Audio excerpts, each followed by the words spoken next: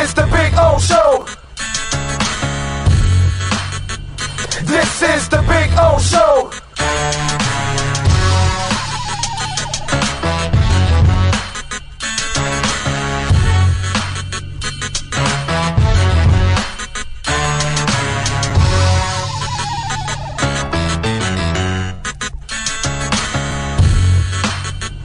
This is the Big O Show. This is the Big O Show.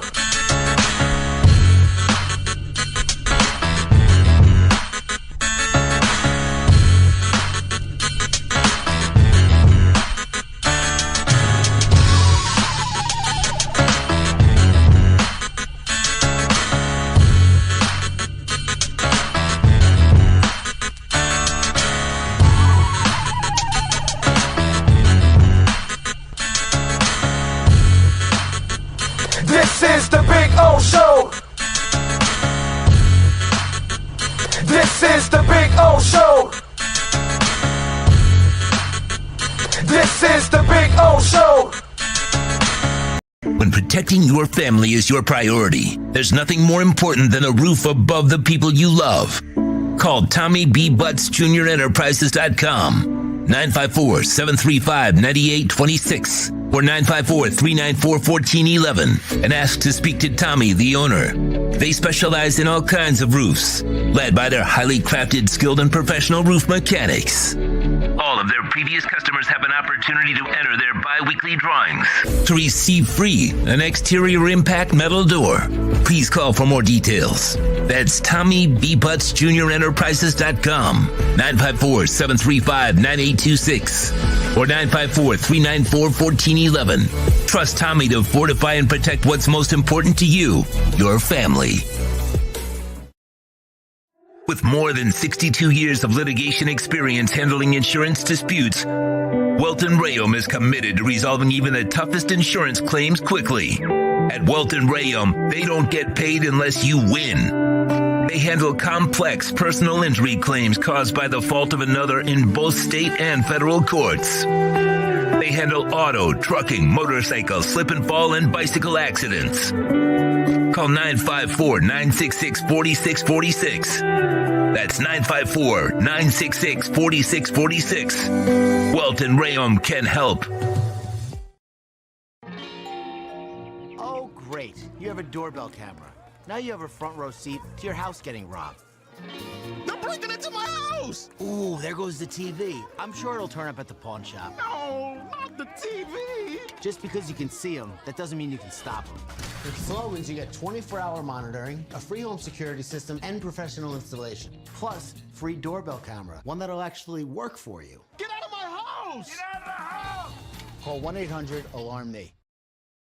South Florida's premier law enforcement agency is now hiring individuals like you. The Fort Lauderdale Police Department is now accepting applications for non-certified and certified police officer positions. Minimum requirements and qualifications can be found at flpdjobs.com. That's flpdjobs.com. Are you ready? The city of Fort Lauderdale is an equal opportunity employer.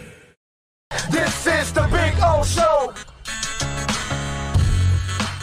Sports fans love a place with great food, cold drinks, and TVs everywhere. That's why sports fans love Sports Grill and their 7 amazing locations. Check out the Bird Road location at 11481 Southwest 40th Street in the back corner of the West Bird Shopping Center. Sports Grill is also now offering some great employment opportunities. All kinds of positions are now available from kitchen to hosting. Call for more information at 305-485-8845. From wraps to salads to amazingly delicious specialty dishes, Sports Grill is the home to the legendary special grilled wings. Since 1987, Sports Grill, good food, good drink, and good friends. It's the Big O Show. Judge, you tuned in to the hottest sports radio. When you need your warehouse looking good while staying efficient, there's only one place to find the finest racks in the business. Pallet Rack City in Hialeah. 305-424-8547. That's 305-424-8547. Pallet Rack City is the company you need when you want your warehouse sporting the finest racks in the business. After all, who doesn't love a great rack? Pallet Rack City. 305-424-8547. That's 305-424-8547. Orlando, aka the Big O, he covers all the South Florida teams. For over 16 years, EJDconstruction.com has provided South Florida residents quality craftsmanship, accurate project management, and exceptional service. That's why EJDconstruction.com is an A-rated member of Angie's List and the Better Business Bureau. When you're looking for the right custom home builder for additions or home remodeling, please call my friend Eric at 305-433-4843. That's 305-433-4843 for EJDconstruction.com. Dolphins to the Heat, well, you know what I mean. Monday to Friday, lollipop blow in the... There's no need to drive around South Florida wasting valuable time looking for a new or certified pre-owned Acura. Go to the #1 volume sales dealership in the Southeast United States. Craig Zinn's Acura of Pembroke Pines. Purchase with pace and space in a dealership tailored to your needs. From home buying to providing that personal touch. Contact the 2020 Satisfaction Award winner Craig Zinn's Acura of Pembroke Pines. 888-776-5123. That's 888-776-5123. Or visit them at 15601 Pines Boulevard in Pembroke Pines. The point statements or beliefs expressed on the following program by the host, guests, or callers are not necessarily the opinions of FantasyXS.com, Media Group Inc. ownership, management, sponsors, or website. The Big O Radio Show is brought to you by EJDconstruction.com, where you can trust their team of construction experts. American Dream Lending. Go to adreamlending.com. Stop dreaming and start living your best life. Perdermo Cigars. Experience a Perdermo way. Go to perdermocigars.com. The viewpoints. The Big O Radio Show originates from the OK Coin Studios. Invest a little time and save big. Just set the recurring buy and pay, 0 transaction fee after your first purchase. The Big O Radio Show is mastered by executive producer Sean Stanley from the OK Coin Studios. When it comes to South Florida sports teams, very few in the media have witnessed, lived, and covered it like the Big O. Let's start the program dedicated to your favorite South Florida teams with a passion that's unmatched. The Big O Radio Show is on. Here's the Big O. Boys and girls, yes, sir. We are ready to rock. We are ready to roll. Hope you all are doing well on a terrific Tuesday. Hope you're feeling good. Sean Stanley by my side, mastering this program like he does every single day. Thanks to all of you, wherever you're watching or listening in this beautiful planet. Hope your day goes well today, or hope your day went well by the time you listen to this, because it might be at the end of your day, at the end of your evening or something. So you never know. That's the beauty of digital and on demand. It's there whenever you want it. And that's why we're here every day to produce it for you every single day. And looking forward to some good stuff that we're going to add to the show here and start taking it to another level, which is going to be a lot of fun. Chapman, by the way, has already says, on EEI in Boston, they've been saying that if Brady decides to play next year, the team that makes most sense is the Dolphins. He's building a house in Miami, Michigan connections with Ross, yada, yada, yada. It's all stupid. It makes no sense. So the idiots in EEI know nothing. Okay. So that's the only thing I can tell you. They have no shot. It's not going to happen. Okay. Brady's not coming here. Brady goes somewhere. It's going to be San Francisco because they trade Garoppolo and they make the kid wait another year. He's going to go to Denver. He's going to go somewhere. He's going to pull a LeBron.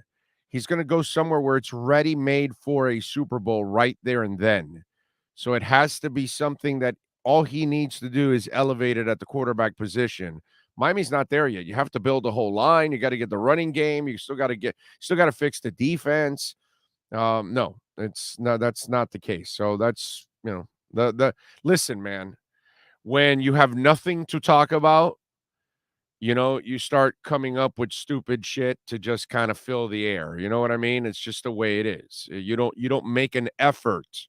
In fact, somebody was asking me about, local radio and stuff like that. And I said, well, usually the problem is hosts most of the time are too lazy and they really don't try to create talk and real talk and try to come up with subjects and things. And so you're lazy, so you'll come up with stupid stuff and, what's your favorite pizza and whatever the hell and, you know, stupid subjects and just stuff to fill time and that's it. You know what I mean?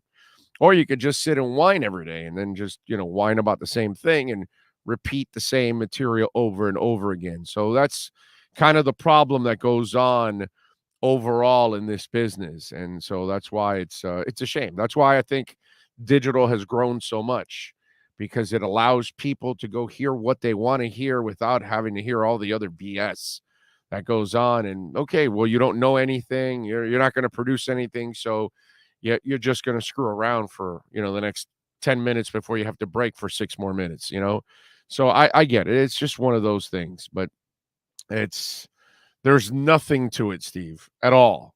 Nothing. Zero whatsoever. All right. Don't forget, by the way, folks, to smash the hell out of the like button. All right. I see the chat's already growing. We're over 100 folks right now early in the show. So let's get that chat board and let's get that thumb going and hit that like button for us. We appreciate it. Jamie Zorria, I see, was first there from San Jose, California, and Steve Chapman in. Ian from Brooklyn. David is in. Greater Good, Gus, Thomas Jensen, Barney O, Omar, Nyborg. Let's see who else. 90 miles from Cuba. Red War Angel. I like that name, actually. Red War Angel. I like it. That's good. That's a good one. Barty says he's coming to Tampa Bay. Jimmy coming to Tampa Bay. Brady going to San Francisco. Book it. That's all. That's awesome for Jimmy, right? He gets there when there's the exodus. Free agents leave left and right from Tampa, and Garoppolo gets there. It's like, wait a minute.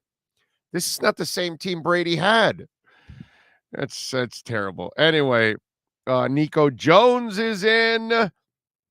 Lisa Rose in.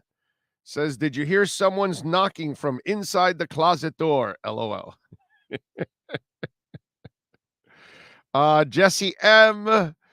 South Florida Don. Nico says, retweet my tweet this morning. Tired of Flo making the rounds playing I'm the victim card. It's BS. He effed up the personnel managing, QB hiring, OC challenges, never made playoffs, was abrasive. I watched the entire hour, or I don't know, about 50-something minutes of my life watching that interview, and I got to tell you, man, I was disappointed. I was disappointed in the 3 gentlemen that interviewed him. We'll have Omar on later on at noon, and we'll talk to Omar about it, because there were some things that just too much was left on the table. He wasn't challenged at all. You know what I mean? They tried to become more friends with him in that hour than anything else. And it's like, you got somebody there, ask the tough questions, man. And that was the problem. And then on the other side, Flo does nothing wrong. He's the greatest of all time. He's the greatest coach. He's the greatest, football person, everything, nothing he can do wrong. All his personnel decisions are the right decisions. All his coaching moves are the right moves. Everything he does is just absolutely impeccable. I mean, the guy really had nothing. When I remember Brandon Marshall, like, something you got to work on, the guy never mentioned anything. And there could be a 1,000 things he could have mentioned that he did wrong. But he didn't. I didn't see a guy that was willing to look in the mirror when I watched that show, I Am Athlete. You know what I mean? Now, here's the thing. Brandon Marshall talks way too much and says about absolutely nothing. Chad Johnson knows nothing. And so it's really bad. Like, he's talking about middle linebackers and like that they don't trust them. And, it's only been a few years. It was Willie Lanier, my brother, back in the AFL with Hank Stram. But see, Chad Johnson played the game, but doesn't know jack shit about the game. So I'm watching that. I'm just watching an uneducated football fan. He doesn't know about Hank Stram. He doesn't know about the Kansas City Chiefs in the 60s. How Hank was the first guy, the league, the AFL was the league that really gave black players an opportunity. The NFL at that time only had 1 to 2 players, maybe 4. It was 2 or 4 because they would room them together. Do you know what Sid Gilman and Hank Stram did? He roomed them by positions. He didn't care about color because the league didn't care about color. The league went after players that did not get an opportunity, white or black. And in the AFL is where the middle linebacker as a black man first became, the opportunity, because you couldn't put a black man at quarterback and a head coach. And you couldn't put him at middle linebacker and positions of all that. And, it's like, I'm listening to Chad Johnson, and he's like talking about the middle linebacker, a black middle linebacker just recently happened 20 years ago, and it was a lot longer ago. And he doesn't know the origins or the history or any of that. You know what I mean? So it's hard for me to sit there as a football fan, right? And what do I always tell you guys about ex-players? They're going to know more than us about X's and O's. That's it. That's it, because they've been in the meeting rooms. They've been studying playbooks and all that stuff, and they've been taught all that and defenses and responsibilities and all. So they're going to know what is supposed to happen to play or not more than us. Rarely will they ever know the game, the history of the game more than us. Certainly not more than me. Okay? Most of us media members that are not, I'm not going to say guys that are just one team guys, but I'm talking about certain people like myself that follow the sport, period, and the history. Okay? I'm not going to call myself a historian or anything like that, but I followed the game, and I studied all aspects of the game, and I kind of kept up with everything. And so when I'm watching Chad Johnson, and I'm watching a guy that just doesn't know shit about sports, and really doesn't even know about it, doesn't know. And let me tell you something, as a guy that's covered sports, I can walk into a basketball locker room, I can walk into a baseball locker room, I can walk into a football locker room, and most players don't know the history of their own game. Okay? Bank on that. Most players don't have any clue on the history of their own game. And so when I'm watching that show, that was my problem with all of that. I think you just had the wrong people to interview him. You know what I mean? And I don't know if Omar was deferring to the two athletes a little bit more and letting them control the narrative on all that. That's why a guy like me would not be able to be on that show, because they wouldn't want a guy like me on that show, because I would actually ask the questions that people want to find out. And I would corner Flo in a position that he would have to answer. I would actually make that show compelling. Not for nothing, but it's because I would actually ask the real questions. I'm sure Barry Jackson would too. I'm sure Armando Salguero would ask them also. If any of us were alone, and I'm sure Omar would have to ask them, but I don't know if he deferred. I know this. If you're inviting me on that show and I'm going to be sitting there with Brandon Marshall and Chad Johnson, I'm not going to shut up. And when I see that they're going in a silly-ass direction, I will interrupt them and get it back on track on a real direction. That's what I would have done if I was in Omar's spot. But that's me. I'm a little different. I'm cut from a different cloth, So it's now here's the other thing, and I don't know if this was the case. Did they get there and did they give them ground rules on how fluffy this thing is supposed to be? Not sure. I don't know. But I will say this. I was absolutely unsatisfied watching that. Okay? That's it all it did was lead me to the point that I never have to watch it again. You know what I mean? Like, why would I? It's the first time I watch it, by the way. Last time. I mean, I've been doing this for 32 years. I know what questions to ask. I've had to ask them to Jimmy Johnson and to Pat Riley and to Jim Leland. You know what I mean? So to me, flow is nothing. Who cares?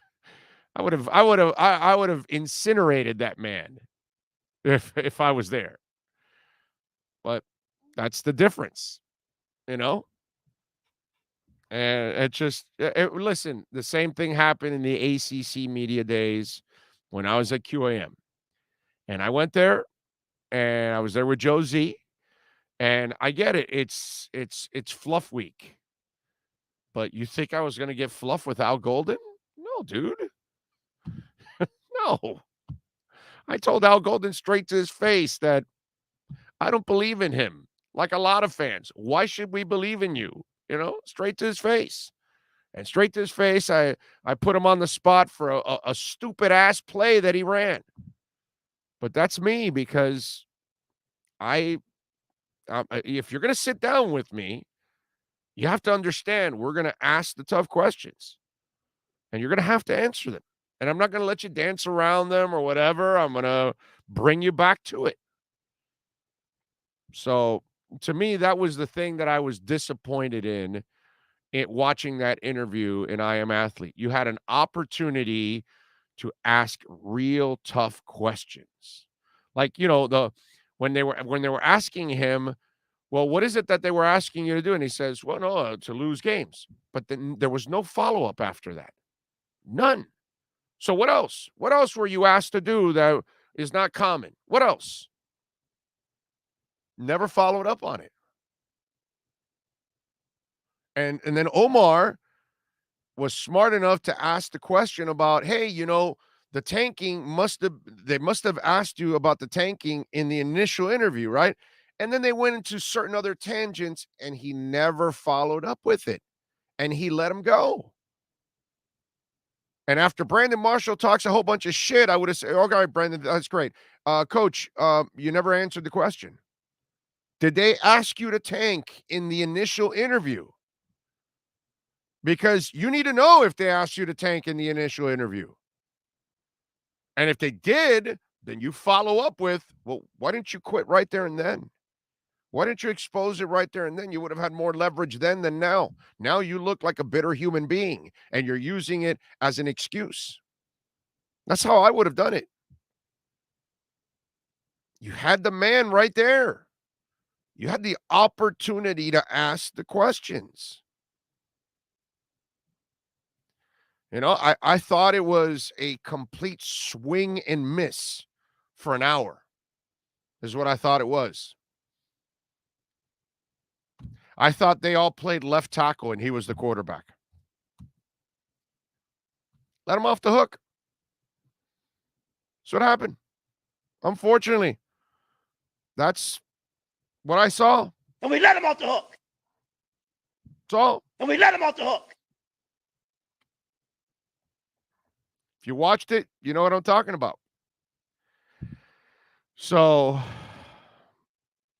it's big O, tell Omar he owes us an hour of our lives back. I swear to you, that's exactly what I felt like when I was done. I was like, man, I had to stop it 4 times for calls that came in. And I had to take calls. So it lasted me like an hour and 40 minutes. Okay? So it was even longer for me because I had to take calls in between. So every time I hung up, I go, I got to go back to this.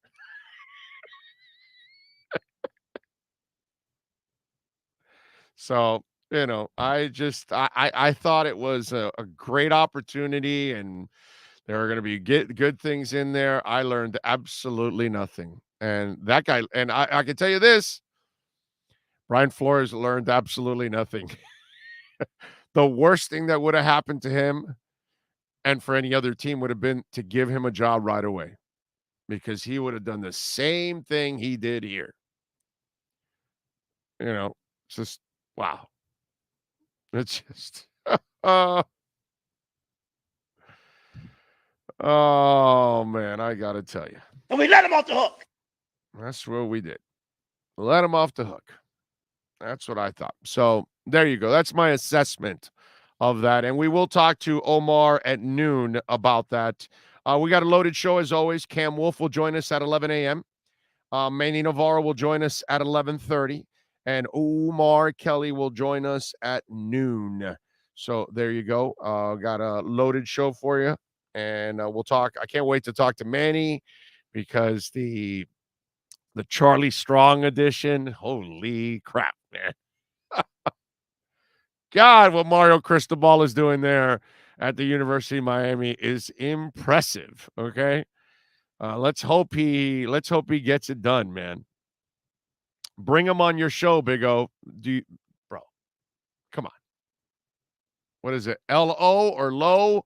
I don't know what you want me to call you, but use your common sense. Use your common sense. If I called a request for an interview, what do you think is going to happen? Huh? What do you think is going to happen? You think anybody that is in any kind of hot water locally is going to want to come on my show to answer questions? No. Not going to happen, dude. Not going to happen. Because they know I'm not going to hold back. They all know it. Every one of them. So, oh, no, you don't want to go on that show. He's not going to hold back. He's going to ask you all the questions. You're not going to get any breaks. I've done it before. I've done it at the Super Bowl sometimes where people have told me, hey, you can't ask. I'm sorry, we can't have them on. How am I not going to ask the most important things? What you want me to look like an idiot? No, dude, that's fine. We won't do the interview. I'd rather not do the interview than have you guys tell me, well, why didn't you ask him this? Oh, I wasn't supposed to. It's like, yeah, I'm not doing that. So there's no way it would happen. David Triana says, and thank you for the love in the super chat, David. According to Omar, when he was on last week, he said there was like 2.5 hours of footage. I'm curious what they cut now, but probably more of the same. They didn't cut anything juicy, dude. They'll keep the juicy stuff. They kept the juiciest stuff. So what they cut, probably lacked no bite whatsoever. Oh, so I got to tell you, I was not impressed. I thought they had a great opportunity to ask some really good questions, and they absolutely dropped the ball on that interview. Let's see. Big O looks like back in the 80s and 90s in Miami again with the U and the Dolphins will do good again, win championships and playoffs. Fins for life. I hope so, man. I hope so. I'll tell you this, and listen, if you're looking for the show to sit here every day and bitch and complain about what happened last year, this is not the show for you. Okay? All right? I've turned the page. We're moving on. We're going to talk about the 2022 season. We're going to see what they do this year. We're going to hope for the best. Hopefully that's what ends up happening. You know what I'm saying? And hopefully things get better. And if they don't, we'll talk about it. But what's in the past is in the past, and I can't change it anymore. You know what I'm saying? So I got to look forward on this. And when I look at Tua, and look, I know wherever you are, you believe or don't believe in Tua, whatever, that's not the conversation that I'm trying to have, and I don't care. But I will say, as a guy that does believe in Tua and does believe that if you actually get like a real coaching staff and a real offensive coaching staff and a real offense around the kid, I think he's going to excel. And, watching these videos that are out of him working on the footwork and on that medicine ball that he's throwing and all that kind of stuff, I gotta say that I feel really good for him, because in a way I thought about this like my one of my dogs, Flash, that we adopted. And when we adopted Flash, he was the most scared little dog in the world. All right? He was in a cage, he was all nervous. He was in a kennel where, another 100 dogs are there and barking and all that. And he was brought from a home where they had all kinds of dogs, and he was a little puppy, but he wasn't being taken care of. So he wasn't given any love. He was about almost a year old. And so we got him, right? And he was a scared little thing, right? Now you see him a few years later, and he's a super happy-go-lucky dog, and he, enjoys being in the house, and can't live without my wife, because she was the first person that connected with him, so that's like his mother, right? And he loves the hell out of me, and obviously, Flash is like the oldest dog out of the five. So he's become like, even though he's small, he overlooks even the big dogs. You know what I mean? But that's how much he's grown and opened up. And I use that analogy because the only reason he was able to grow up and now not be a scared little dog and roam around and have confidence and have love in his life and all of that, it's because two people adopted him, gave him the love, gave him the attention, and allowed him to grow, because that's all what adopted dogs or pets need. They just need a little attention, a little love, man, and you're going to get it in return 100 times over. Anybody that has animals, you know what I'm talking about. So, and I'm thinking Tua, and I know it's kind of a stretch of an analogy, but there was no love there. There wasn't a coach that believed in you, an owner that believed in you, like we loved Flashy and believed in him and wanted to adopt him and gave him love every day and attention so he could open up and be comfortable. And he noticed that he was in his environment. This house is his, and he can roam around, and he doesn't have to be scared anymore. Well, Tua didn't have anybody giving him that attention. Tua had a guy that was constantly fighting with him. Tua had a guy that didn't believe in him. Tua had a guy that wanted to play another quarterback instead. Tua had a guy that wanted to trade for another quarterback instead. So you watch Tua when he first started, and you watch Tua at the end of this season, and he looked like a beaten down man. And right now, he's got to feel like a revitalized man, because now he sees that he's got a coach and he knows football. He sees that there's a guy that's also a run-oriented guy. So he's going to go, okay, I'm going to get a lot of what I had in Alabama, a run-oriented offense where I can play off of that. That's where I excel. Tua does not excel in a position where you can't run the ball and you got to put him in a position like Marino, which, by the way, where did that get us? Nowhere.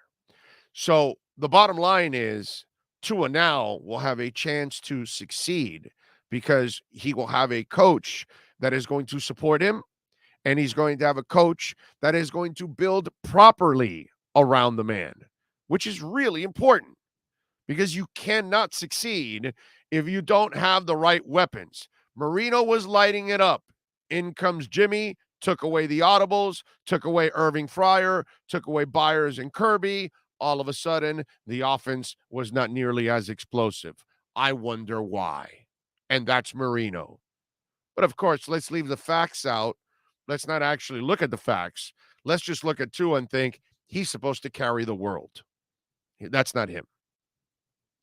Build it right, and he will take you to a championship and win it. He will do his part to win that championship. He will do his part to make the big throw in the big moment, in a big game, like he's done before in his college career.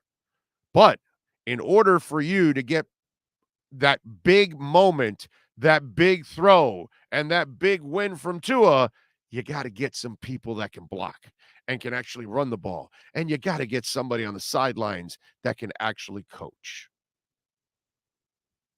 So when I'm watching these videos of Tua, I'm getting a little inspired too myself, because I'm thinking this dog finally has support. And that's what I'm really enjoying going into this 2022 season, because I think that's what we're going to see in free agency and in the draft. And when by the time training camp rolls around, I think we're going to feel a lot better about this team. And by the time the regular season rolls around, I think we'll feel really good about this team, because it's going to be built the right way. And they're going to focus on the right things to build it offensively the way they have to.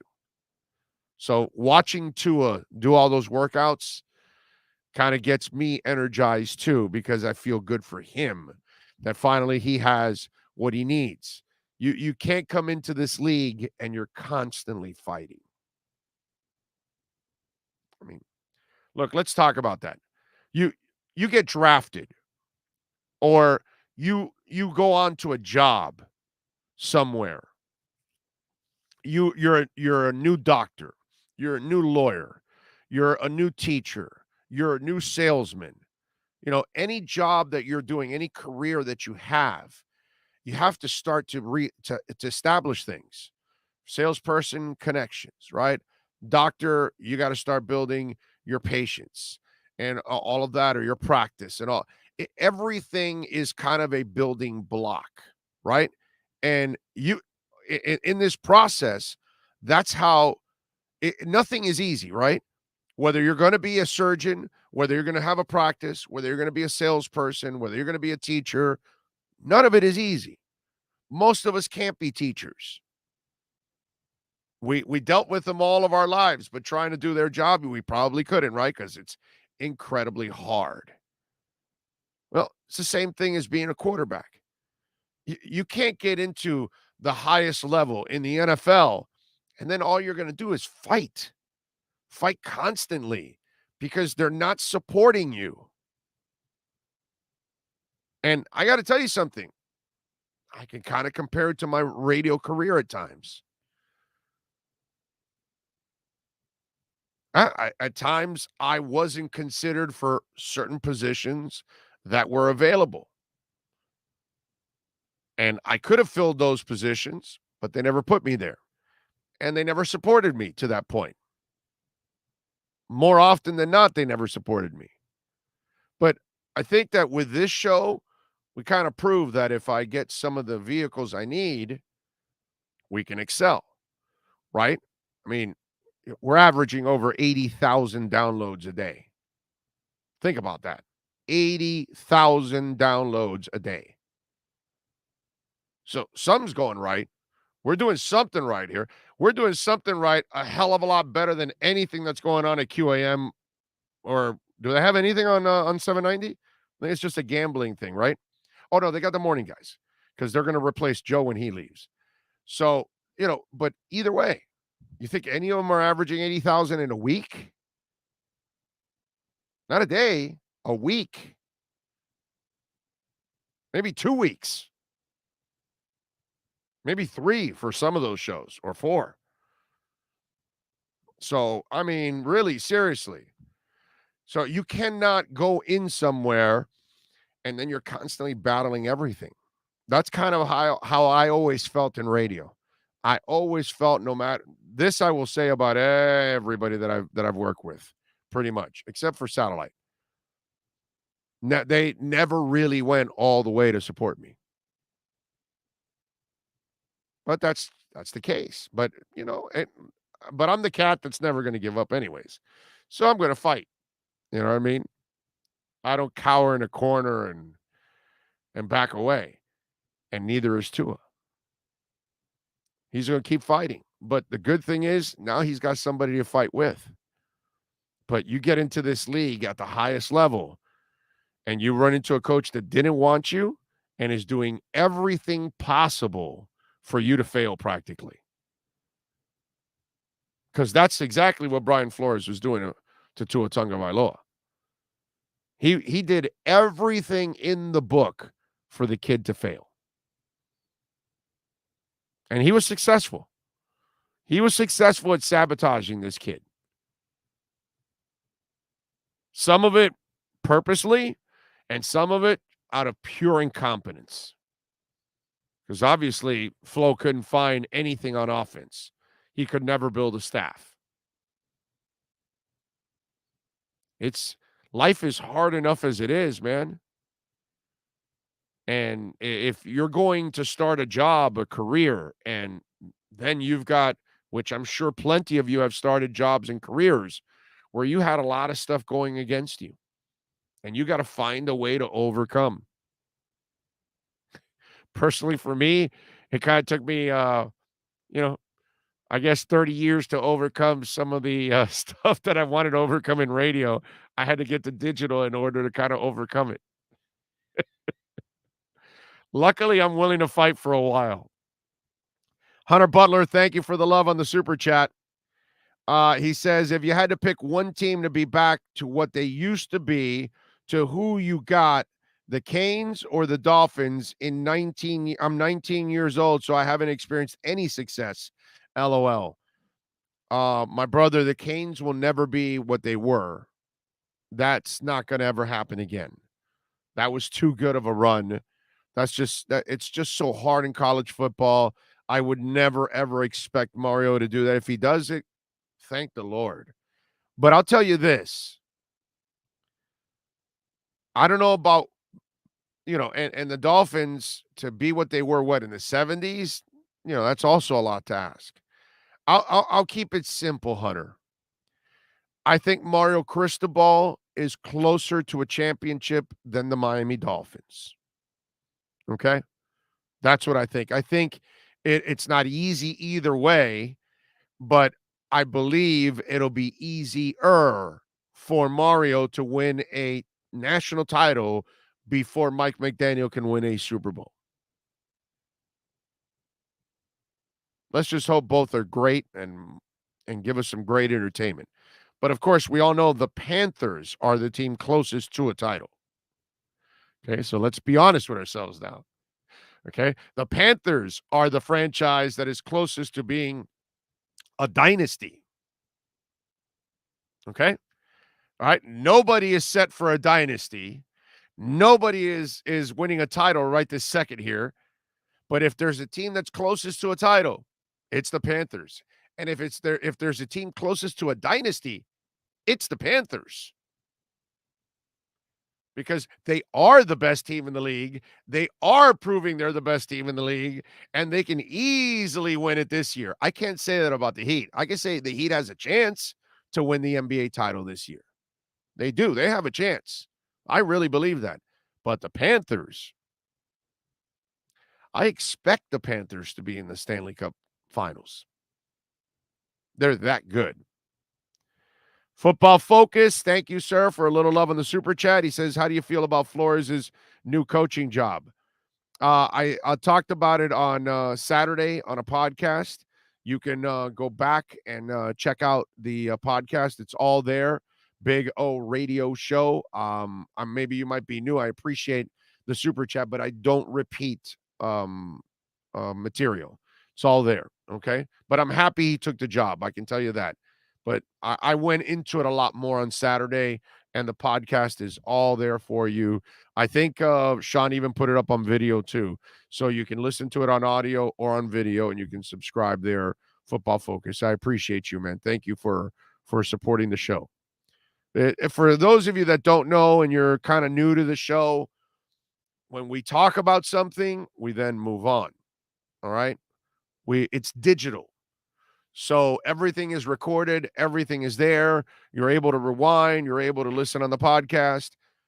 We don't do the things that they do in lazy radio where they're constantly repeating segments and interviews, and they talk about the same subject for 2 hours and for 3 hours and for 4 hours.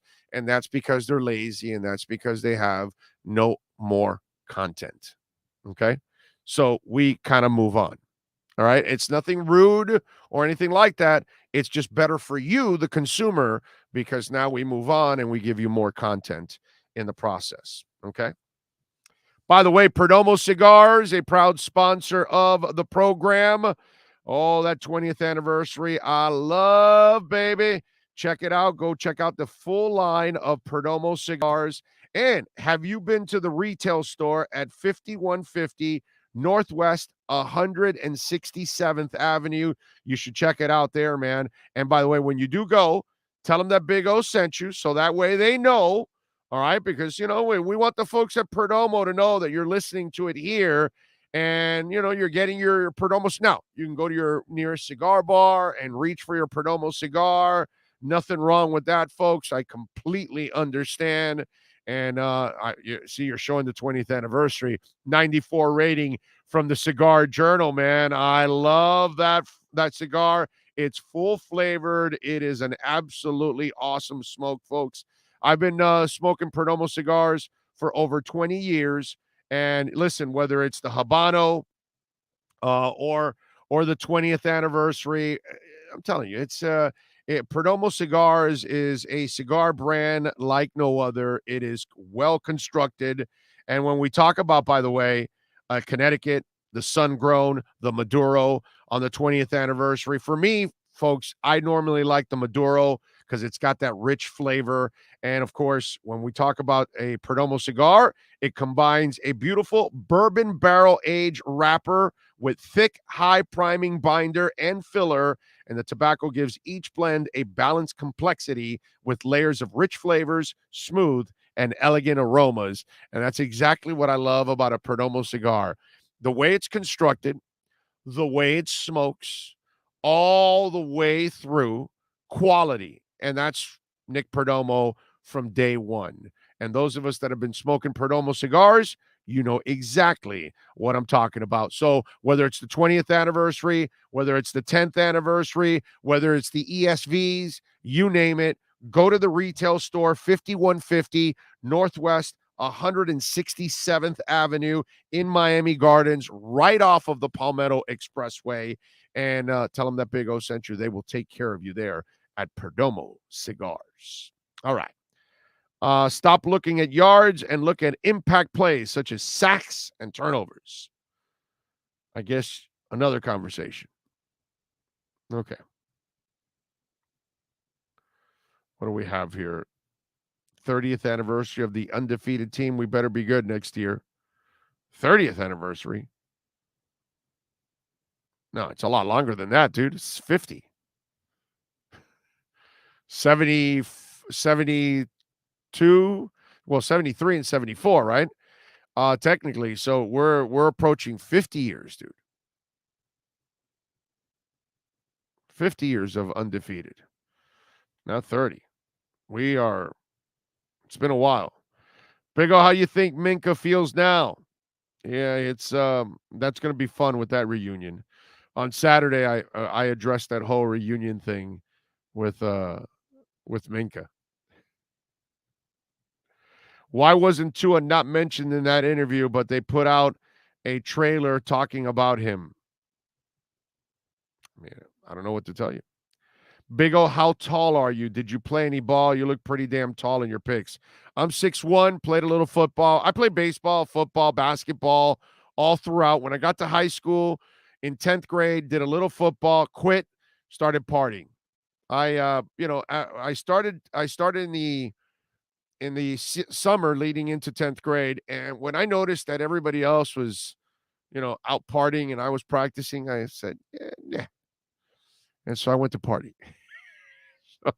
So yeah, I've played all sports growing up, everything and anything, skateboarding, skiing, you name it. I'm pretty athletic, actually.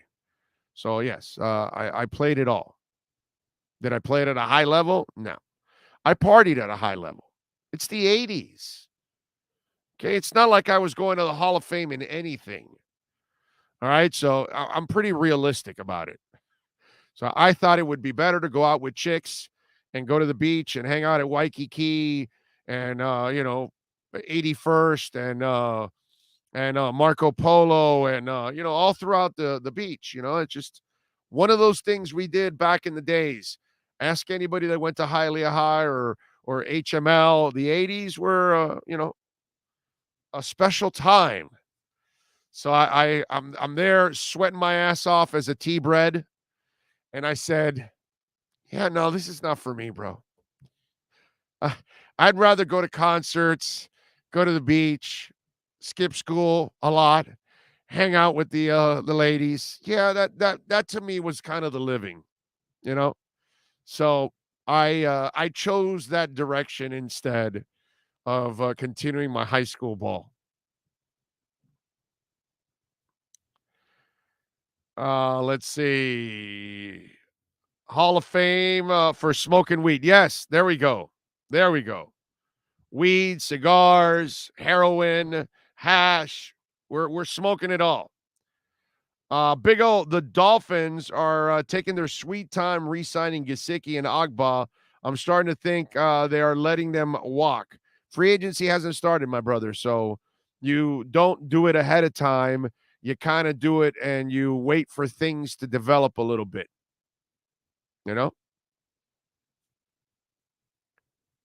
Nepenthe nightclub, Fort Lauderdale memories. There you go. Little Nepenthes on one side. That's on the north side. On the south side, you would go to what was that? The Forest, right? I think it was, right? The Forest is one, and then Nepenthe is the other.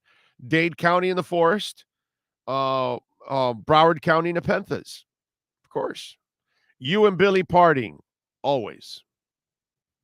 Always. Thoughts on Flores' interview. Brian, rewind. We already talked about it, my brother. It's all there, my friend.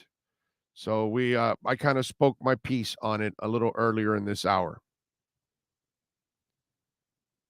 What else do we have here? Had you heard of Flores handing out hundreds to the staff? No, I don't know anything about Flores handing out hundreds to the staff. Should have kept them for himself since he's probably going to lose more money than he makes. Oh, and by the way, I'm 6'1". I don't know if I said the height. I don't even know why that means anything. You could be very athletic and be 5'6". So, not sure what that had to do. I wish O could have interviewed Flo. Yeah, I wish. I would love for him to come on our show and see if he can handle the high heat. So, not sure. That's what he said on the podcast. Flores? Damn, I didn't catch. He said he was handing out hundreds. I didn't pick. I must have not heard that at that moment. Dudley is a big dude. Dudley's 6'5". He was next to me. I'm 6'1". So he was definitely easily 4 inches taller than me. Yeah, Dudley's a big dude. Yes. Love for you to ask Omar why he picked Charles Clay as his all-time tight end in the 50th anniversary Dolphins book. Because he didn't see Randy McMichael? Because he didn't watch Keith Jackson? I'm not sure why he picked it. Didn't know he picked Charles I Play Small Clay as his tight end. That's what bothered me about Charles Clay. He had all that speed, but he never played big. Speaking of that, so I know Charles Clay's agent really well. And one night we're at a get together in a penthouse in the Combine, and I want to say it's 3 a.m. Half of us are hammered, right? And I'm not one of them hammered, by the way. A little buzzing, but not hammered. And so I go to Harold. I said, your guy's a nice player, but why does he play small? And, agents are sensitive as hell because once you take a shot at their player, it's like you're taking a shot at their money, right? Because if all of a sudden that starts to get out, then he'll be worth less in the long run. And it seems like, not that it really is going to get out just from a conversation somewhere, but it's funny because I've done this with agents a lot, and they and most of these agents that I do know, they know that I'm going to tell them about their player, like what I really think about their player. You know what I mean? Like they'll tell me, hey, I'm representing this guy, that, and I go, hey, but what about his arrest for this, and what about that knee injury? And oh, come on, man, So I'll do that. You know what I mean?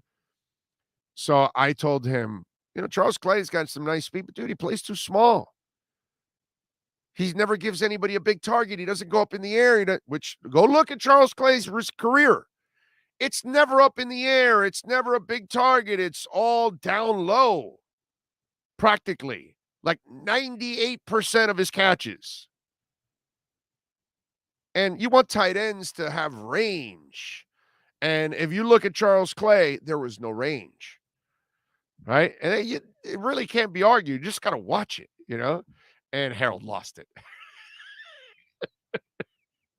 What are you talking about? This, that? I go ahead, pull up any highlights you want of him. Go look at it. Doesn't play big. Doesn't help his quarterback as much. Quarterback has to help him more often than not. And the way he does it is by separation. But if he's covered, he can't catch because he doesn't play big. Like Gesicki, you can cover him, but he's going to catch it over you. You can cover a Rondé Gadsden, but he'll catch it over your ass. That's playing big. He didn't do that.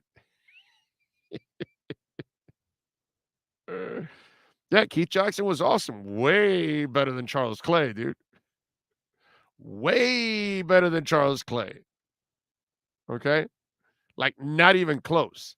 I'll take Randy McMichael over Charles Clay every day of the week and twice on Sundays. Are you kidding me? And Irving Figueroa, you, sir, are 1,000% right. He was a fullback tight end hybrid. That's why he didn't play big, because fullbacks don't play big. The last fullback I saw that might have some something in the air was the guy from the Raiders of a couple of years ago. I forgot his name now. Somebody help me out. That maybe you're a Raider fan out there watching. One of the best hands I've ever seen for maybe the best hands I've ever seen for a fullback. Man, I want to say he played like 10 years ago. God, I forgot his name. Somebody help me out there. I forgot his name, but I don't know why I'm thinking like we have Marcel Louis-Jacques. Why I'm thinking Marcel is in the name or something along those lines. Farrell Edmonds was really good, but questionable hands. That's the only problem with Farrell Edmonds. He just didn't catch the ball on a consistent basis. But my Lord, when he caught it, he was a deer striding down the field, bro. Like 6 steps and he was in the end zone. Oh my God, Farrell Edmonds could run. Oh wow, he could run. Marcel Reese, thank you, Big G. Yo, dude, you're a stud. You're a freaking stud. Nice job. Nice effing job. That might be the best hands I've ever seen from a fullback, Marcel Reese. So I was right. It wasn't Marcel. Okay? Dude, what? He could catch anything. Oh, my God, that guy can catch. Holy crap. Oh, Todd Christensen was a tight end, sir. He was a hell of a player, man. Perm and all, Todd Christensen can play ball. Okay? I thought Todd Christensen went through some sadly, I thought he went through some health issues, I think, recently, if I remember correctly, over the last year or two. By the way, Nature Bee is a proud sponsor of our program. We love a little Nature Bee. We take those 2 golden capsules every single day, ladies and gentlemen. We love our Nature Bee, and you should too. 90-day supply right now. You can get free shipping. Use my name right there, Big O. Use the code Big O. 27 vitamins and amino acids. I feel it every single day. It powers me through the day. Hey, we got a lot of things to do here, okay? Sean and I have got a lot of things to do. You need a lot of energy to do a show, to prepare for a show, to meet sponsors on a consistent basis, travel, do remotes, everything. Writing all the kind of stuff that we got to write, commercials, imaging, whatever. It doesn't stop, man. And we don't stop, right? Well, that's why Nature B comes in clutch. The 28 minerals and powerful antioxidants. There is no letdown. You know, around 1, 2, 3, 4 o'clock. Oh, I'm running out of gas. You won't run out of gas with it. Plus, my favorite part of Nature B and why I've been taking it for 20 years now, it will boost my immune system. That's right. I stay away from the colds. You saw I went to New York and it was cold as hell. I got in multiple planes there and back. Here I am. No cold.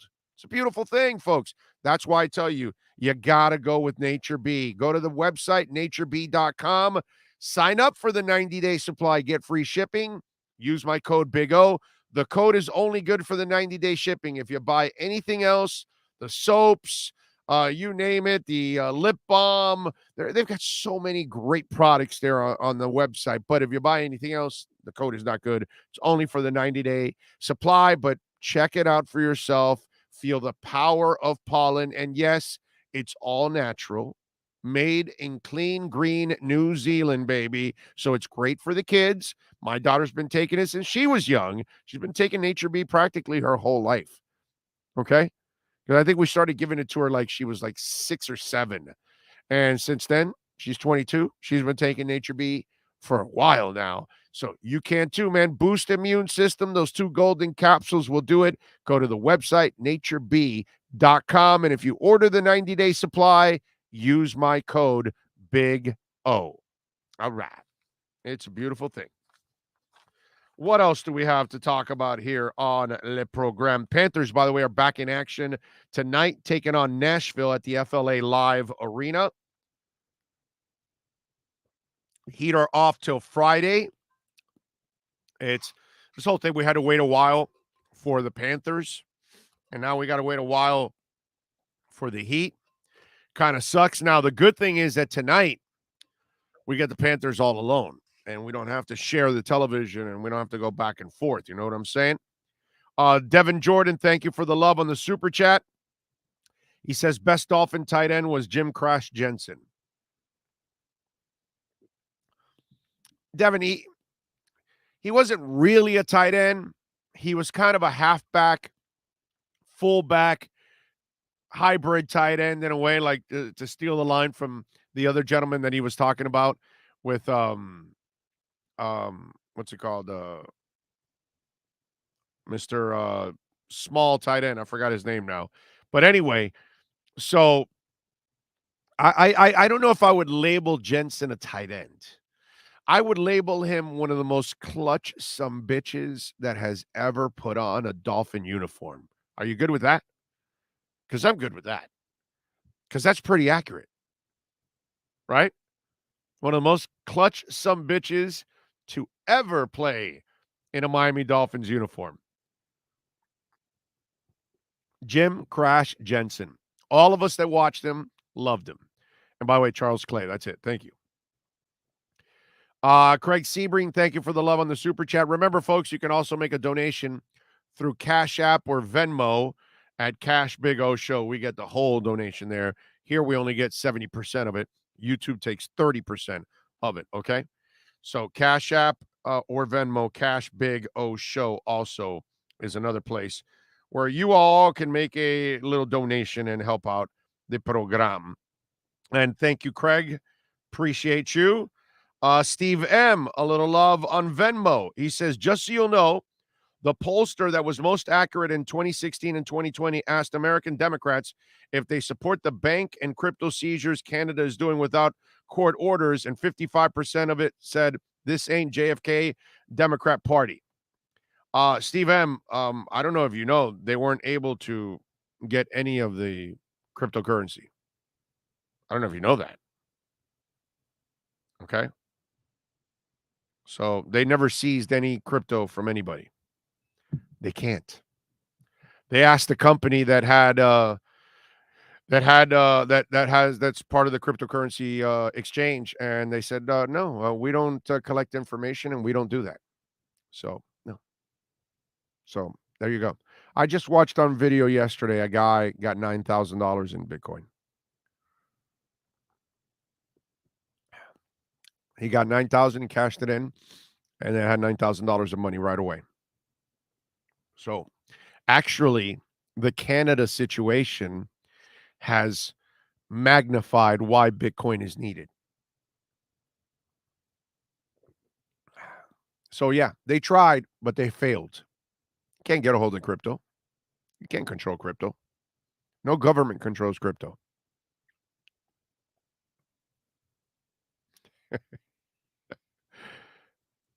Your keys, your crypto, dude. Not the government. Yours. So, that's why I keep telling people, do your homework. Actually read what's going on. They never seized any of the crypto. Okay? They tried, but they couldn't do it. And so it's actually strengthened and reminded people why. Which, by the way, I'm still waiting for another dip, and it just won't happen. Because I'm the guy that I don't think it's ever going to go, really low. But if it could go to 33 or 30, it would be really, really nice. I mean, I won't complain. I won't complain. Cardano's at 80-something cents. Scoop up a little bit more. I won't do that. That's great. V-chain down. Scoop up a little bit more. I'm good. I'm good. You guys want to sell your Bitcoin? Sell it. We get it cheaper. That's. I tweeted that out yesterday. I said, hey, I just want to remind you folks that you're panicking and selling for no reason at all. But I want to thank you because the rest of us will get it a little cheaper. So appreciate you. Thank you. That's the way you want to roll. We'll take it. We'll go with it. So yeah, they weren't able to seize anything. So that wasn't an issue. Big O, what's your opinion on the future backup QB draft late round or free agent? Should have kept Sinnott. Well, that's not, that's here today, gone tomorrow. They had an opportunity and they let him go and it's gone. So now they'll have to find another young guy that they can use as a little bit of a project in the back. What do you think about Kishu? I don't know what Kishu is, bro. Or Kiz who? I don't know. I don't know what that is. Is that some kind of a meme coin?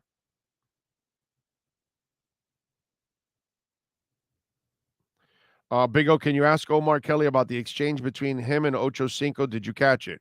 Which exchange are you talking about? I don't know. Yeah, you got to be specific on the exchange. All right, let's take a break. Let's get ready for hour number 2. And hour number 2, we start off in a first-class fashion with our Fort Lauderdale Police Department, Miami Dolphins, and NFL Insiders Report with Cameron Wolfe.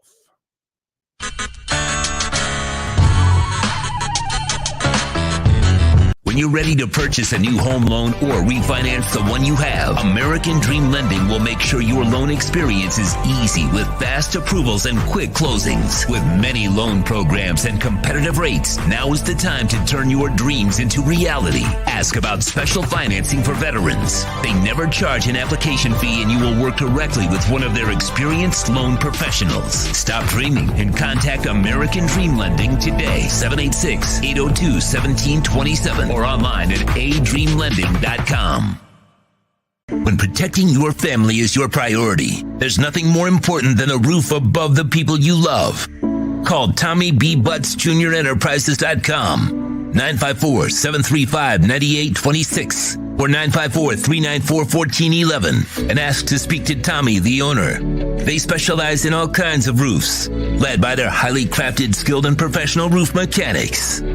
All of their previous customers have an opportunity to enter their bi-weekly drawings to receive free an exterior impact metal door. Please call for more details. That's Tommy B. Butts Jr. Enterprises.com, 954-735-9826 or 954-394-1411. Trust Tommy to fortify and protect what's most important to you, your family. The Big O Radio Show is looking for an experienced salesperson in the radio or TV business. The candidate must have at least 5 years of sales experience in the broadcast business over the last 10 years. Please email your phone number and resume to bigoradioshow@yahoo.com. That's bigoradioshow@yahoo.com. Looking for an aggressive person who can help our platform expand into many avenues in our business. Reach out if you are the person that's able to make a difference. The viewpoint, statements, or beliefs expressed on the following program by the host, guests, or callers are not necessarily the opinions of FantasyXS.com, Media Group Inc., ownership, management, sponsors, or website. The Big O Radio Show is brought to you by Sports Grill. Good food, good drinks, good friends. Craig Zinn Acura of Pembroke Pines, the #1 volume Acura dealership in the Southeast United States. The Fort Lauderdale Police Department. The FLPD is hiring. Go to FLPDjobs.com.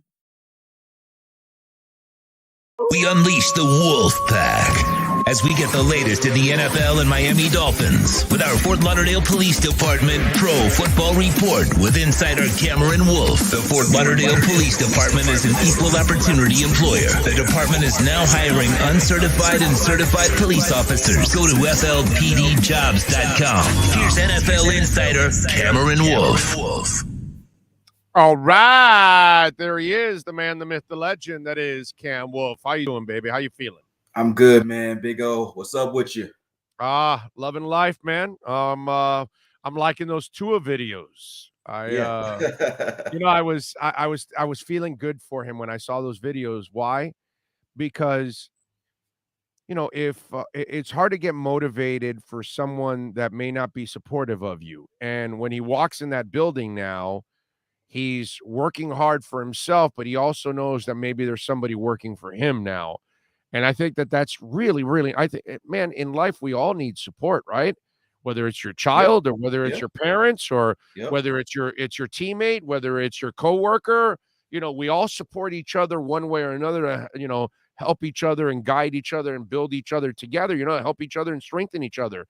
And I think that's something that Tua, that's an extra motivation that he has now, that he's working, and then he knows others have good intentions on his behalf. I think you're right. I think a lot of times it's underestimated how much that support system, how much the public support and private support matters for well-being, especially of a young quarterback. There's so much out there that you can see, whether it's on TV, whether it's on social media. If you know, hey, this guy's got my back, that helps me go do my job, play more confident. So I'm looking forward to seeing Tua year 3. He's already out there getting work, with the Perform team out there. So, this is another year for him in a new situation.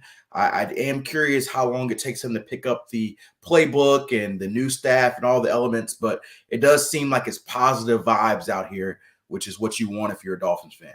I think actually it's going to be easier for him to pick everything up now because he has a group of people that are going to be working with him about this offense, and it starts with the head coach. So nobody's going to understand this and teach it better to him than Mike McDaniel, right? And it's not 3 guys trying to construct a playbook and trying to create an identity. No. The identity is there. Now it's finding the talent to fill that identity and the scheme that they have. So I think it's a lot more different because he actually walks into a situation where they already understand the foundations of what they're teaching, which makes it a lot easier to pass it on to the individual. Right. And one thing we haven't talked about a lot, but they hired Darrell Bevell to be, one of their assistants, a QB guy, a guy who's been with Russell Wilson, been with Trevor Lawrence, been with a few different other QBs. Brett Favre, dude, also. Exactly. You get a whole lot of different styles of quarterbacks, which helps you shape an offense around your specific quarterback, which I think is important. A lot of times you see coaches try to put a square peg in a round hole. You need to figure out what your guy does well. Don't worry about his weaknesses. Worry about his strengths. And how can I form an offense? How can I form a off-season plan to maximize that, which is why, you hear Mike McDaniel say, I'm going to get all that greatness out of him. That's what I'm looking forward to seeing. What does it look like? What is your form of getting all that greatness out of him look like? Whether it's Mike McDaniel, whether it's Darrell Bevell, you have the system. Now let's see the plan. And that, I'm not a guy, I think I've told you this before, I'm not a guy who gets excited about OTAs, minicamp, all that stuff doesn't really matter to me till training camp. But that is one thing I am interested to see in OTAs, in minicamp, the early stages of what it looks like. How different is it from the previous offense? How close is it to Alabama? These elements are something I think we'll talk about a lot this offseason leading up into the season. All I was saying is that thing he was doing with his feet, man, I try to do that. Knees get disconnected, ankles get blown up. I'm falling all over the place. I'm like, what the hell was that, dude? That was one hell of an exercise. And then he throws a dart to the guy in front of him, 20 yards downfield. So that was actually pretty cool to watch him. And then throwing that medicine ball too, which those foot drills are harder than you would expect. Like I played football growing up, and even I would struggle with some of those things. Now I know I'd be terrible at them, knowing as much as, as poorly as I eat, but like that, those footwork drills are hard. And it definitely is key. If you watch, and I think it's cool, I'm really a big football nut, but if you watch football drills and then watch games, sometimes you can see the football drills in the particular game. You can see a quarterback moving their feet exactly like they will in the drill. And that's cool for me because you see the behind the scenes work translate to us, whether it's stepping up in the pocket, whether it's sliding left or right, those things from a quarterback. And a lot of times people will watch the video and say, this is silly. Why are you doing this? Well, there's a reason to the madness of why they do these things. Yeah, no, I'm with you there. No doubt about it. By the way, you can follow him on Twitter at Cameron Wolfe there and catch his work also at the NFL Network. All right, Cam, what else are you hearing now? Is the coaching staff done? Is there anything else they're trying to add? Any other elements to either the coaching staff, front office, anything you're hearing? Yeah, I'm expecting the coaching staff to be done. Typically, there's front office movement after the draft. That's typically when stuff happens. So I'm not, Chris Greer's still back. So it's his crew. I'm not expecting any major changes. Maybe somebody decides to leave, their contracts up, or somebody's brought in, but I'm not expecting anything major on that front. The coaching deal was going to be the big major change, and that should be done. I know they were talking about getting a defensive assistant with a veteran name. They were talking to, a few different names there. I think they hired a guy named Slowick, which I don't know him very well, but that was the guy that ended up hiring that defensive assistant role. So, maybe at some point later they figure out if they get a former head coach they really feel comfortable in, put him in the role. But otherwise, I think this is going to be your staff going forward. And, I'm sure you guys talked about it the last few days, but seeing some of those legend names come up, like a Sam Madison Walker, like a Patrick Surtain, like a Wes Walker. Those will be really cool for longtime Dolphins fans because it's connecting the past with the future. We talk a lot about the past as the good old days and the future as the mediocrity. Maybe you can connect those tissues. So I've said it on the show, I wasn't a big fan of the move to get rid of Gerald Alexander, but I am excited to see what Sam Madison and some of these guys do bring to the table. As I've mentioned to other guys, I kind of, you kind of see what he's doing when he adds Frank and then he adds Applebaum and even a Lampierre, because let's call him Lampierre now. Let's no more because he's no longer in charge. So, but it's. Let me ask you, I wanted to get your thoughts on that. Like, I like it. I like it because I like it, but he's still there. But he's fourth in line. It's where he belongs. Like, he can now learn instead of putting the man in a position that he wasn't prepared for, and you set him up for failure, dude. It's like, Cam, it's like saying, all right, listen, we want you to take over ABC News tonight. That's not my thing, dude. Yep. So you're going to put me there, and I'm not going to do a good job. Right. And they're going to compare me to Britt Hume and Ted Koppel and everybody else that's done. And it's like, no, dude, that's a sportscaster. That's not a guy that's supposed to be doing this. Yeah. So that's what I felt like. He might be a really good O-line coach 5-10 years from now. But what I love is that Mike was smart enough to say, hey, man, why don't you stay here with us? learn this new scheme. He's like a level above what's that quality control coach, basically. He's like an offensive line assistant. So this is awesome. This is a chance for Mike to groom a guy for the future, because that's what he has. He has Frank Guy as the top guy behind him, of course. Yep. Then he's got Applebaum right behind him, Right. and Lampierre. So and that's what I was going to tell you, that's what, when you hire Sam Madison, who's been 3 years in Kansas City, and then you bring his buddy in Surtain, who will comfortably work under him because they know each other. They're like brothers. Yep. So all of a sudden, if Sam gets elevated, Surtain will get that next spot. So what I'm saying to you is, I kind of feel like he's building the staff in a way where there's a person waiting in line almost, if they need it, in order to do that. So for Lampierre, God bless him, man. Now he gets to go and maybe actually be in the position that he's supposed to, and then gradually work his way up as he figures this whole thing out. You could tell that it's not his fault. It's Flo's fault. He put him in a position that he wasn't ready for. I blame Flo. I don't blame, Lampierre. So, the nickname is gone. The man is no longer the O-line coach. Let's give him his due and call him by his name. Two things I want to touch on what you mentioned about the coaching staff. Two things I noticed immediately when they put everything together. The two offensive positions they targeted most in that group were tight ends and offensive line. So Frank Smith comes from a background of he coached tight ends, he coached offensive lines. You bring in John Embry, who's a key assistant there. He's a tight end coach his whole career. He's also the assistant head coach. You bring in an actual O-line coach. You keep your previous O-line coach. And so you're having these two positions propped up. So that tells me those are positions that Mike McDaniel prioritized. And he probably feels good about himself. Like, obviously, you bring in Wes Walker, but Mike McDaniel comes from a position where he's worked a lot with receivers and running backs. He's worked in that run game. So he feels really comfortable in that. You bring in Darrell Bevel, who can handle quarterbacks along with yourself. But the O-line and the tight ends are the O-line in particular, we've highlighted as an area they needed to improve. So that's clear. But tight ends is also very interesting to me. And this is something that I'm going to talk about on NFL Network today. Mike Gesicki is a big free agent target here. And so one thing I'm interested to see is how their evaluation of Mike Gesicki and how he fits in the scheme goes in. So you've got a guy in Mike Gesicki who is really good at several things. Blocking is not one of them. Let's be clear. And I don't think he'll ever become a great blocker. And to be honest, if Mike Gesicki was on the show with us today, he would tell you, that's not my game. And if you look at some of the numbers and look at him lined up, he's out in the slot most of his snaps.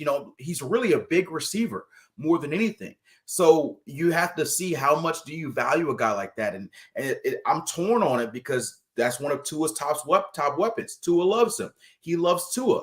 And so when you're trying to rebuild this thing on an offense that already is lacking skill players, do you want to get rid of one of your top skill players? Maybe if you get a bigger fish to come in. But, can you create a 49ers-based offense where the zone run scheme is really effective with a tight end that doesn't block? And if you can't, then you have to have another tight end. So then you're essentially putting Mike Gesicki as a slot receiver. Is he your best use as slot receiver? As if he's strictly a slot receiver? So I think there's a lot of interesting questions to be had. I think the franchise tag just started today. The number is like a little less than 11 million for Mike Gesicki, which isn't a bad number. But, I wouldn't be shocked if they let him go. I wouldn't be shocked if they let him test the market and he finds more money elsewhere, finds a better role elsewhere, and they end up saying, hey, we're going to run it with Hunter Long, who we drafted last year, and re-sign Durham Smythe. And we're going to sign another receiver in free agency that we feel fits like our best there. So I think that's a move that would upset a lot of Dolphins fans, and it may bother Tua as well, but it wouldn't shock me given what I know about the 49ers offense and given what I know about how Mike Gesicki may fit in particular schemes. So not advocating for it, but that's something that I think Dolphins fans maybe need to prep for. Just realized I didn't have the Eiffel Tower lit up. So, that's one thing, and I want to get your thoughts. Now, wait a minute. Now, follow up on your point there. The only thing that I see is, unless they don't get the receiver that they need in free agency, and they don't want to depend on it in the draft, then you re-sign Gesicki and you use him as a slot receiver, a big receiver, and you move Waddle outside. And then you try to find somebody else to play also on the edge. The issue I Opposite have of with that is that I like using Waddle as my do-it-all receiver. If he's going to be my guy, I love the ability to move him inside, outside, into the backfield. That's one thing I think the previous staff did really well. They found ways outside of using him on the go ball, which I want to see more of the deep routes. But as far as using that's him, what I was going to tell you. I think they'll find that other person to play that role, because that role in this offense, that dude's a pinball machine. He's right. I don't know if you want Waddle in that. Right. No, that's a good point. That's a good point. I'd rather have Waddle outside and in space, where he's going to be an absolute freaking terror. I want to see Waddle in the slot some. I can see him outside, but I definitely want to see him in the slot. The problem, and people always want to look for Deebo Samuel, right? Because that was Mike McDaniel's guy. Nobody's that guy, dude. There is no other Deebo Samuel. Deebo Samuel's unique for a reason. So that's why fans are always like, oh, can we see Jalen Waddle in Deebo Samuel's role? Jalen Waddle's a really good player. He's not Deebo Samuel, and that's fine. They have different skill sets. Deebo Samuel's a really unique player, and you can't find the next Deebo Samuel. Like, they're going to say it in this draft. I guarantee you, Big O, there's going to be somebody in this draft. They're going to say, oh, this guy can be the next Deebo Samuel. Guaranteed. And I'm 98% sure that guy will not be Deebo Samuel, because he's not, that's not that guy. So you can try to say Lynn Bowden has these skill sets. You can try to say this guy from the draft, Jalen Waddle. The true answer is Deebo Samuel is a unique player.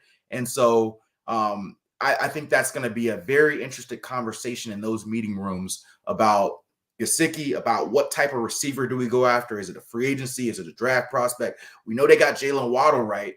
What are the answers on Devontae Parker? What are the answers on Mike Gesicki? Preston Williams is, I think, due to be a restricted free agent coming up. I don't know if you've seen enough from him to tender him a contract. So there could be a lot of turnover. I got a question. How much? What is the tender for? I mean, Preston is as disappointing as it gets for me already. I've kind of seen enough, but I'm thinking if it's a real minimal contract that you have to guarantee him, I might take the chance with him on that kid. If it's minimal. If I'm correct, and I'll have to look this up. I think he will be restricted.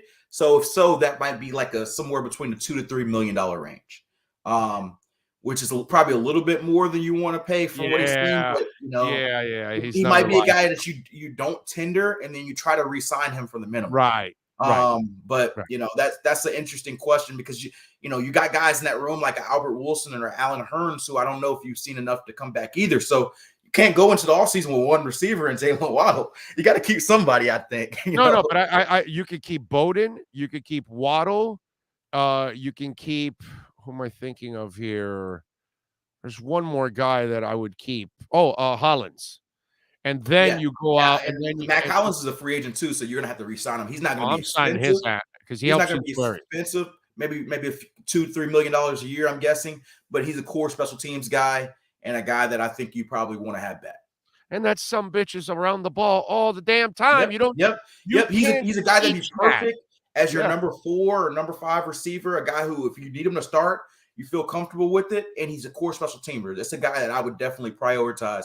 That's one of those guys you see sign on like the first day of free agency, and you're like, why is Mac Hollins signing for a 3-year, $10 million deal?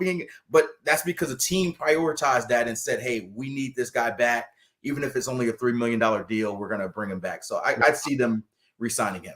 I am the biggest Mac Hollins fan. Oh yeah, I definitely want him back. You don't find players like that can help you in 2 areas, and he's strong in both areas. Mm-hmm. That's the other thing, that some bitch is clutch, man. I like Mac Hollins a lot, man. I just believe in clutch players, man. Those kind of guys, that's the problem with Preston. Preston hasn't shown me anything clutch. Yeah. And that's all that Mac Hollins does. So if I have to give that $2-3 million contract to Preston, no. I'm giving that one to Mac Hollins. That's definitely the guy. I am interested, if they do bring Preston back, what Mike McDaniel and Wes Welker can do for his game. I know a lot of Preston's issues may be a little bit less physical and more scheme and mental and knowing where he needs to be lined up and doing the right things.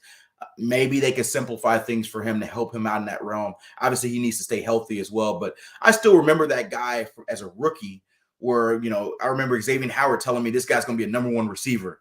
And, we haven't seen it since that rookie year. But I wonder, is it all gone? Or does he just need to be a little bit more specific in how he's used and how he's taught technique-wise? And maybe he's just a guy who runs 3 routes. Maybe you just say, hey, you run 3 routes. This route, and there's nothing wrong. There's guys here in the league who are really good receivers. Perriman. That they just run 3 routes. Brashard Perriman can run only 1 route. Right. And it's like, hey, focus on these. This is what you do well. Stay healthy, and we'll create a role. It might not be a 70 play a game role, but 30 plays will get you in the red zone. We'll get you on 3rd downs, and you run these three snaps, 3 routes. So I could see that if they're trying to bring them back. Yeah, Brashard Perriman's apple fell way far from Brett Perriman's tree, bro, because Brett Perriman his dad was superior to his son in a big-time way. All right, on the NFL side, I'm sure you saw the Aaron Rodgers IG post. That was the nail in the coffin, right? It's over, right? See, I don't know because how do you know with anything with Aaron Rodgers, Big O? Because he's a weirdo. I got you. He's the most. I don't even know how to describe Aaron Rodgers. Say it. He's a weirdo. This dude. I've never seen somebody at the top of his game like he is. Be such a contrarian on almost everything, and I don't even know if he truly believes these things or if he just says them to cause a stir. Like maybe he truly does. I don't know, but it wouldn't shock me if he does all this stuff for the thing and he goes on Pat McAfee show today and say, I'm coming back.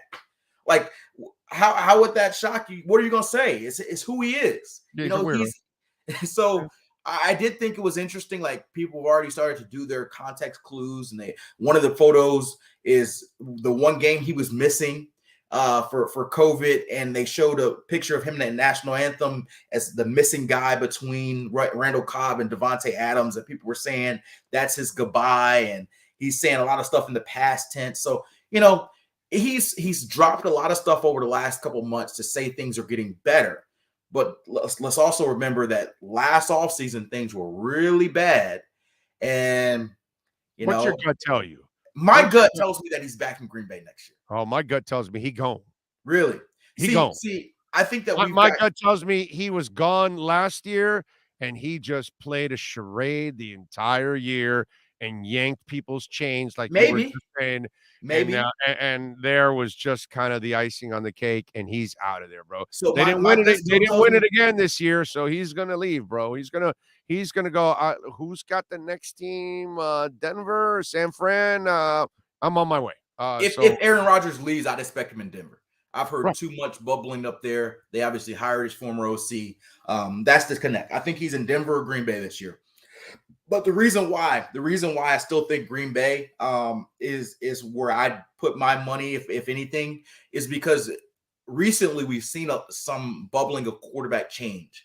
But teams have been historically really reluctant to give up on guys who've been franchise quarterbacks. And so although Aaron Rodgers has a lot of power, he's still technically under contract, and they still technically have power to trade him wherever they want. So I think they've done a lot of placating to him. They've signed players that he wanted to sign. They just brought back his old quarterback coach, Tom Clements. And by the way, when we hired Philbin, I knew several guys in the Green Bay building. They were like, "Why?" I know Tom's a little rough on the edges. They would tell me because apparently Clements is like an old school gruffy guy. Right. He goes, "I know he's a little rough on the edges, but man, I would have had Tom Clements over Joe Philbin." All the guys in that building told me if I would have hired somebody, it would have been Tom Clements, the guy that actually develops quarterbacks. Right. That's what they told me back then. So, yeah, Aaron loves him. I don't think he's coming back for Jordan Love. Like, you're not pulling me out of retirement to coach Jordan Love, Right. Right. So, which, by the way, also tells you how far they think Jordan Love is. Yeah. If they're actually willing, because this is his 3rd year now. Right. And you're willing to leave him sitting. You cannot leave a first-round quarterback sitting on the bench in year 3, bro. Yeah. You'll never find it, because in year 4, if he plays 1 year, Most young quarterbacks, you don't find out about them in 1 year. And so then what do you got to do then? You got to tag them right away, and you got to give them all that money. This tells me that their Jordan Love experiment is a failure, actually, at this point for them, that they've seen enough behind the scenes that he must be, because he hasn't played enough to make a determination whether he can play or not. But behind the scenes, it must be a disaster. That's what that tells me. I don't know. Yeah, and obviously we saw him that one game. It didn't look good at all. But they can't judge him on one game, bro. Yeah, it's just one game. The problem is you got a guy who's been an MVP candidate consistently, and you got a guy who hasn't played much football. So it's like, you know, if you're watching me out there versus the NFL quarterback, like I could be, you know, I could have some skills, but I'm not going to be Aaron Rodgers. Of course. So I think that the Jordan Love question is going to be interesting, because I don't think you can bring both of those guys back in 2022. So Aaron Rodgers does say he's coming back. Jordan Love into year 3, I think that he ends up being on the trade block. So that's my thought, that one of those guys are gone. Either you re-up Aaron Rodgers' contract and say, hey, we're committed to you for the rest of your career. We're doing you Tom Brady in Tampa. We'll give you a new 3-year deal, whatever. We'll trade it Jordan Love away, and we'll start again on finding a new quarterback in a few years. Or you say, hey, we're starting Jordan Love era right now. That's the two options. Follow him on Twitter at Cameron Wolfe. Catch his work there at the NFL Network, or in South Florida, you catch him exclusively right here on our program. Cameron Wolfe, sir, thank you, my brother. We have appreciate you, Bigo. The Wolf Pack. All right. There you go. Cam Wolfe, baby. This has been the Fort Lauderdale Police Department Pro Football Report with insider Cameron Wolfe. The Fort Lauderdale Police Department is an equal opportunity employer. The department is now hiring uncertified and certified police officers. Go to flpdjobs.com. I think he's gone. I think Aaron Rodgers is out of here, bro. I go back to the subject yesterday. You had Danica Patrick and especially Olivia Munn in your bed. And they're not in your bed anymore. I don't know too much about Shailene Woodley. I haven't seen much of her. Like, I don't know body-wise or whatever. I know Olivia Munn is a smoke show. And Danica Patrick is a hot, good-looking woman, man. Just wondering, like, what's wrong with you, dude? Not getting along with your parents, can't stay with a woman. Do you guys realize when it comes to Aaron Rodgers, his longest relationship ever is the Green Bay Packers? Anybody know that? You figured that out yet? He can't stay with a woman long. He can't get along with his parents. Think about that. This guy was engaged to Shailene Woodley, and she said, I'm out of here. This guy was with Olivia Munn, and she basically claimed he was gay. I don't know. You guys should go see that interview, how she talks about sex with Aaron Rodgers. And then he's also with Danica Patrick. Aaron Rodgers can't keep any relationship together, bro, for any amount of time. So he really shouldn't break up with Green Bay, because the Packers are the only love that's put up with him. And Packers fans put up with him because they don't have to live with him, obviously. But I think he's out of there. I think he ends up in Denver. I think that's why they did that. It's crazy stuff. By the way, go see the Olivia Munn interview. You will trip out. That's all I can tell you. All right, let's talk a little Miami Hurricanes with Manny Navarro in our Caneswear Miami Hurricanes report. If you're a Miami sports fan, then there's only one store to go to, and that's Caneswear at Miami Fanwear in Davie. They're your one-stop shop for all your inner Miami CF, Canes, Dolphins, Panthers, and Marlins merchandise. They have hats, t-shirts, game day jerseys, and so much more. Located at 2511 South University Drive in Davie, and open 24/7 online at caneswear.com or innermiamiwear.com. Call them at 954-835-5597. Caneswear, the spot where inner Miami and all Miami sports fans shop. The viewpoint statements or beliefs expressed on the following program by the host, guests, or callers are not necessarily the opinions of FantasyXS.com, Media Group Inc. ownership, management, sponsors, or website. Time for Canes fans to get what they want. Information, insight, and perspective. It's the Canes Wear Miami Hurricanes Report with Manny Navarro, exclusively on the Big O Radio Show. Here's Big O and insider Manny Navarro. All righty, there he is, the man, the myth, the legend that is Manny Navarro. How you doing, baby? You doing all right? Doing great, spent the weekend watching some of these young in-state prospects from the 2023 and 2024 class, 25, all the future kids, and I enjoy kind of going to little events like this in the middle of February, not when football season's going on. I prefer to see these guys, even if they're in shorts. You can tell, who the next big studs are going to be. So it was a good weekend for research on that part. But other than that, great time, man. Life is treating me great. I can't complain. So Cristobal was there checking all those guys out? No, they're not allowed to. Although I'll tell you, I get a lot of DMs, right? From Did he have a spy in there? Did he have somebody there? No. Well, I mean, listen, all the guys who cover recruiting, I'm sure share their film, and some of the coaches were asking me to look at certain guys and give opinions and takes, and so there's a lot. Listen, these guys never turn off the vision, right? They're always looking to see what's going on. They're just not allowed to be there in person. Last year, Manny Diaz was able to go and watch in person because his son was participating, so that gave him the little insight into there. But Mario's kids are still young. I think I want to say 11 and 8 or something like that. So hurry up, kids, grow up, help us out at scouting. Let's go. Yeah, get them to go into the camp. Yeah, so no, it was an interesting weekend. All right, I love it. All right, so the staff got stronger. Yeah.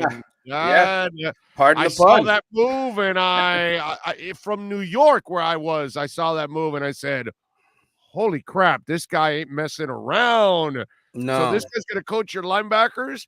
And he's known as one of the greatest recruiters of all time, bro. Come on.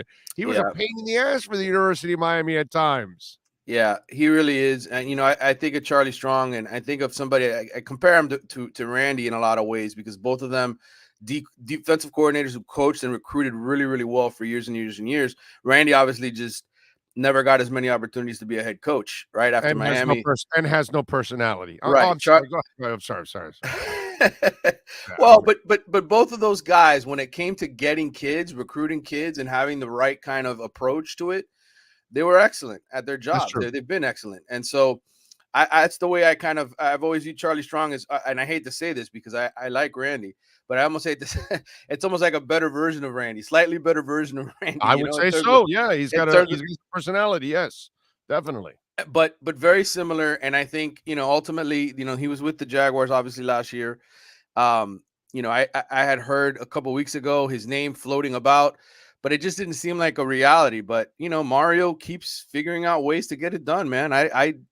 It's one of those deals where I think he's built such a good staff where it's almost like the NBA, right? Where players recruit each other. It's almost like coaches can recruit each other to come here and say, hey, this is a good situation. And I think in the past, Miami wasn't always like that. I think, you had coaches that looked at Miami and said, well, doesn't really look like they're committed. Yes, I can go there and use it as a springboard for another job. But now I think there's recruiting amongst the coaches.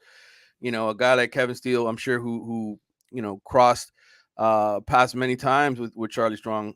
I'm sure him being here, being an SEC guy, all of that was probably attracted enough to Charlie where he's thinking, yeah, I can go to Miami. I would do that situation. So it's really nice to see how the entire, landscape has changed. And I saw where Barry wrote the article about how the whole thing came together to, spend, what is it, over $8 million on this staff is what he reported. Is that accurate? Is that what it is? Is that the area that it's in? And it seems like, you guys aren't necessarily privy to the exact salaries. Right. Well, I can tell you this. Clemson, I know Clemson spent over $8 million on their assistant coaches last year. And Mario's entire, and I can say this because I know this for fact, his whole deal was, if I'm going to come here, I need to have the highest payroll in the ACC. So at the very least, it's even with Clemson. Million. Right. At the very least, if not more.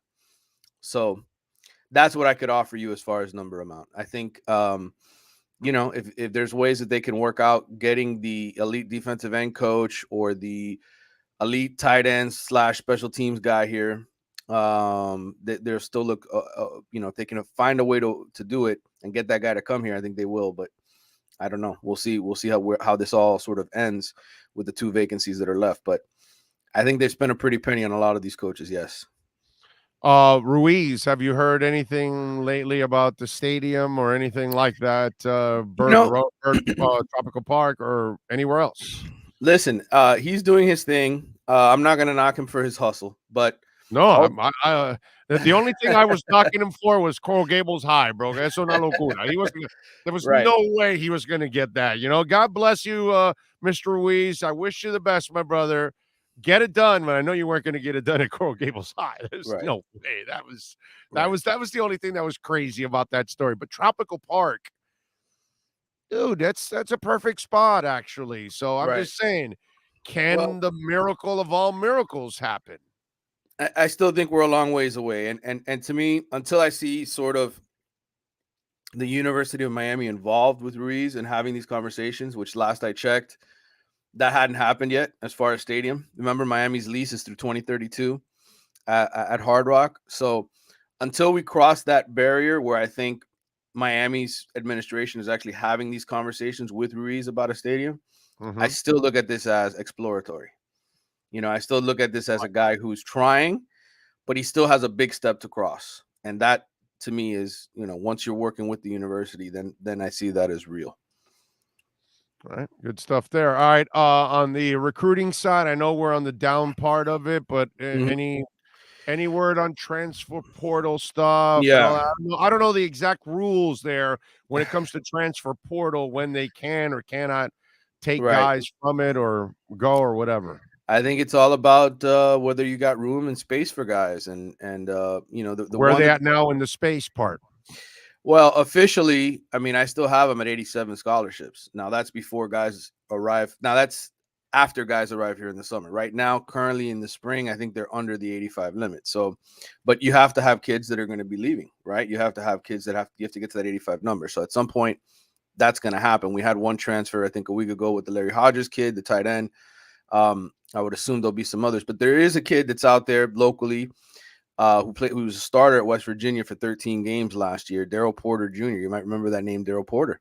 Yeah. Being a Dolphins fan. And his dad has been an assistant coach, the defensive coordinator at American Heritage down here in South Florida for a long time, working with Mike Rumpf and then Pat Surtain, of course, who now joined the Dolphins. By the way, do me a favor, because I know you have it. Send me his number. Who's that? Surtain? Daryl Porter.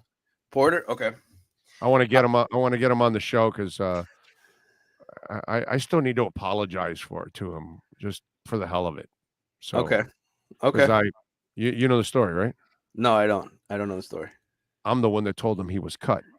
Oh, really? He had no idea. So I broke it on QAM, and so you know how it was that we would all stand right by the doorway of the locker room waiting to get open, right?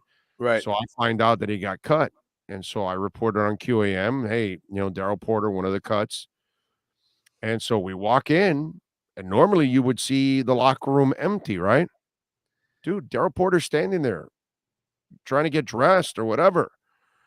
And so we all walk over because obviously I had reported it. And we all walk over. And so since I reported it, everybody stayed quiet and waited for me to ask the question. And I said, hey, Daryl, can you talk a little bit about the news? And he looks at me and he goes, what news? Oof. Wow. Yeah. And I'm the one that told him he got cut because Wanstead, hadn't told the player yet. Wow. Yet somehow or another, I already knew and I had already reported it. And it was like, and then and he cried right there, bro. And it was like, that was one of the worst feelings I've ever had as that has to be. That has to be. Yeah. Like fans might think, oh, that's really cool. You actually told him. No, dude, that's not cool, bro. It's not cool to be the one making the news. So unprofessional on behalf of the team that if the news is out already, well, the news, I mean, I got it, but doesn't mean, but if I can get it, dude, you should have already told the guy. That should be the first person you tell after you and the GM say he's cut. Go send Stu and tell them, hey, come up. They need to see you. Boom, cut them and leave them and let them go. Don't Right. open the door for the media. And so I have never been able to apologize to him for that. All right. Well, I would make love sure you to. can get. I would love to do it right here on the show. Okay. Well, Right here on the show, I would love to do it. I'll see if I can get him on with you. Because it wasn't a good feeling, bro. It sucked. Right. You know, Right. but it sucks, right? Because I've done what you do, and you work hard, and still every once in a while I'll get stories and stuff. I don't try nowadays anymore, but that's what we do. We try to break stories, try to get news, try to give people insight, and then when shit like that happens, oh man, Yeah, that was and rough. that really is not something that happens to most of us. Right.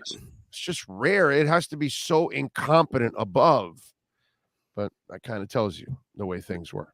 Yeah.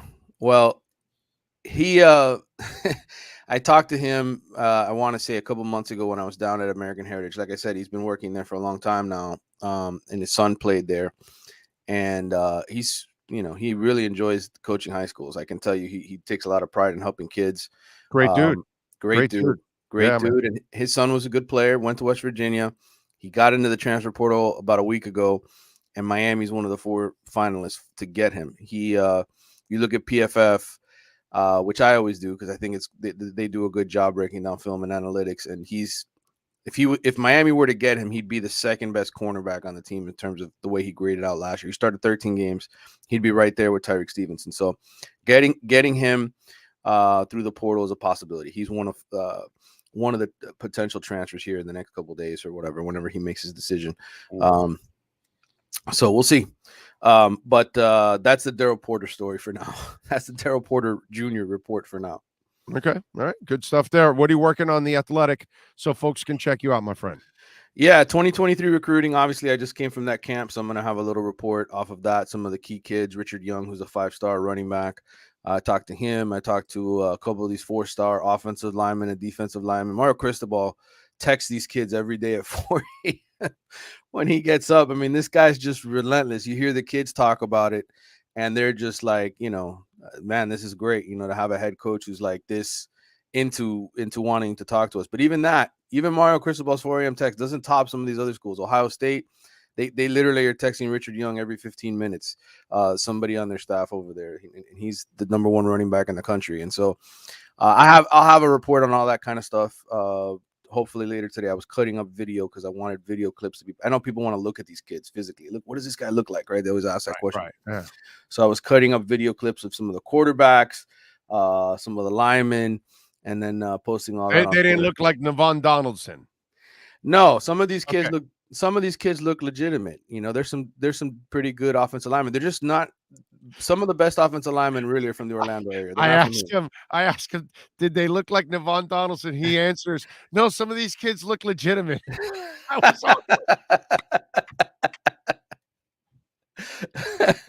Well, listen, Navon's a super sweet kid. He was always a big dude, man. He's a little too big.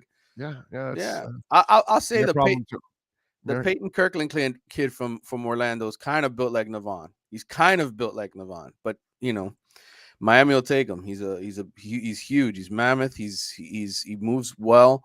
We'll see. He's another one of those kids to watch. So yeah, a lot of recruiting stuff. Oh, and spring practice March 7th. So we'll have more of that, sort of preview stuff coming. I have interviews with some of these guys, Cyrus Moss, stuff that I recorded in January and before these guys were getting here to save for this time when people want to start asking about these kids. So all that'll be coming out. All right, there you go. So make sure you subscribe to The Athletic so you can get all of that information, including all of the what's that called? Recruiting stuff with all of those kids out there. And then, of course, you can get a little Cyrus too, right? Can you dig it? Exactly. Can you dig it? All right, there he is, Manny Navarro. Follow him on Twitter at Manny_Navarro.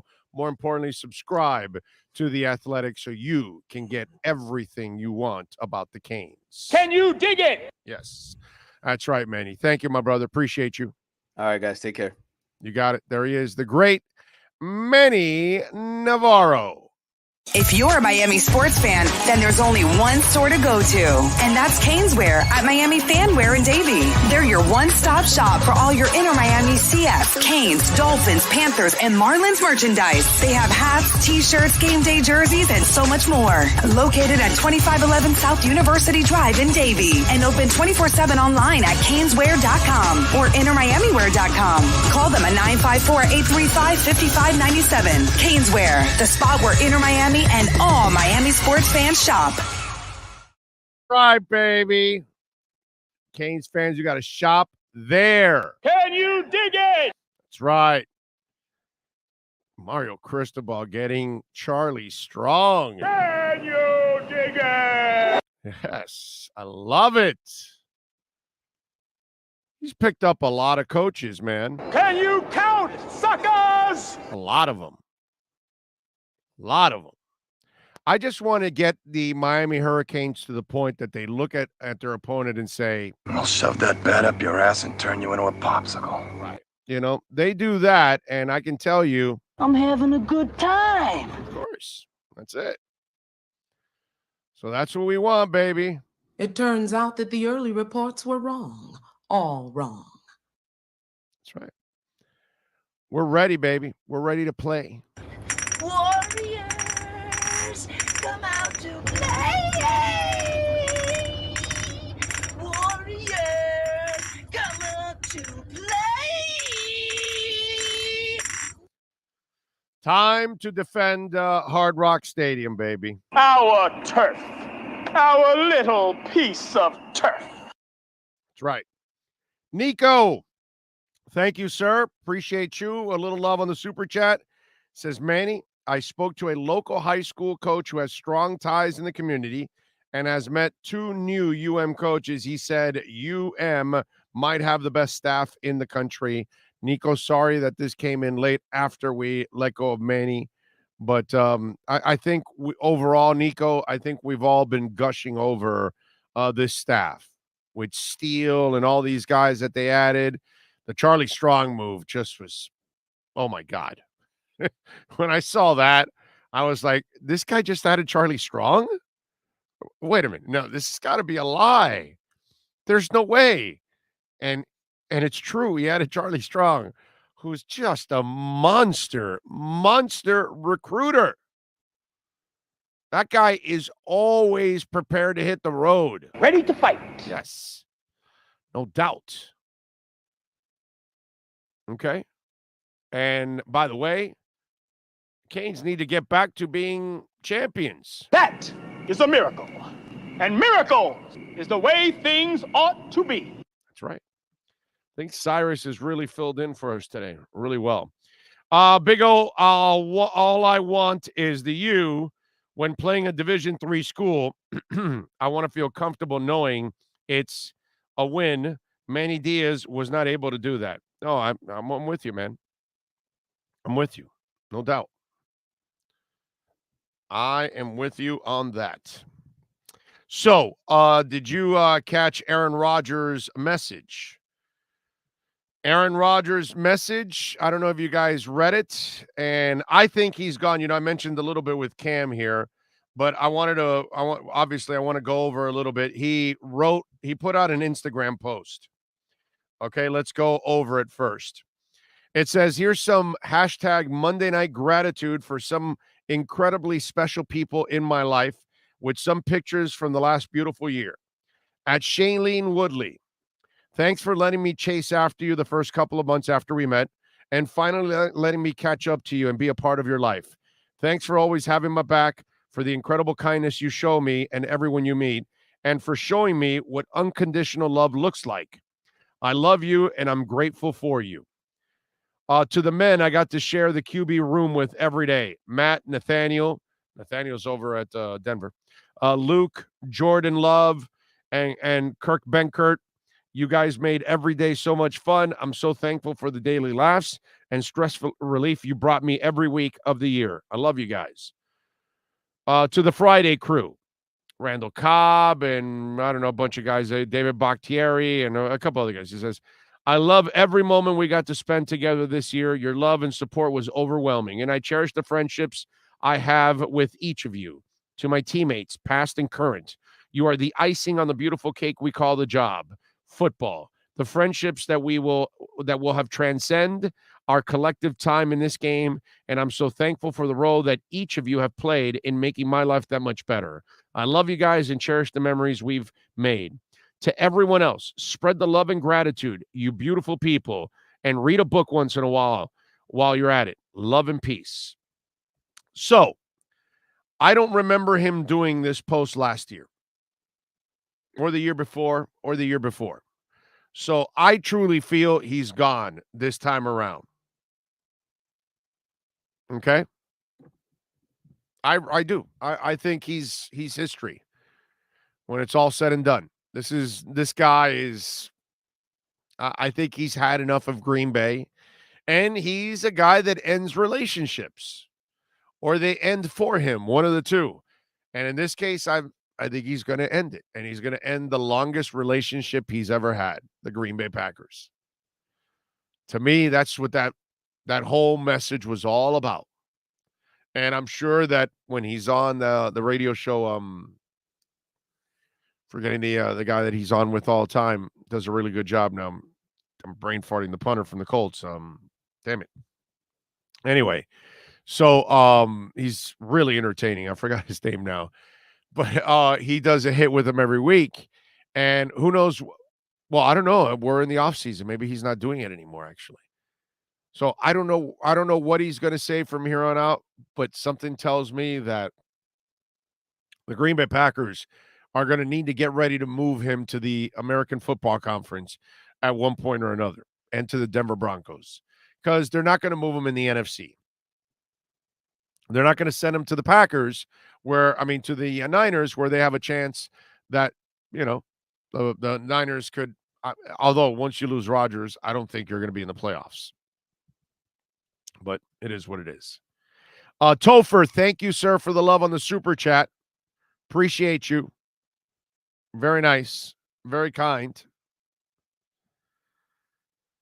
Let's see. Mario, no doubt, Thomas is saying, is drawing a line in the sand and putting everyone on notice.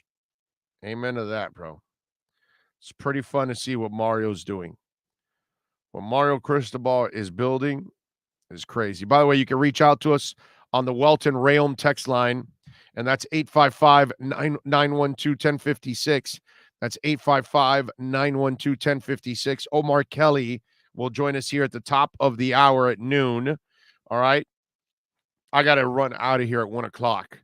So we had him scheduled for 12:30, but I want to make sure we get in all the talk. So I asked him if we can push it up to noon, and we are going to push it up to noon. By the way, if your business wants to join our business and be a sponsor of the #1 sports program in South Florida, and for South Florida sports fans around the world, you can reach out. If your business wants to sponsor us, you can reach out on our text line at 855-912-1056.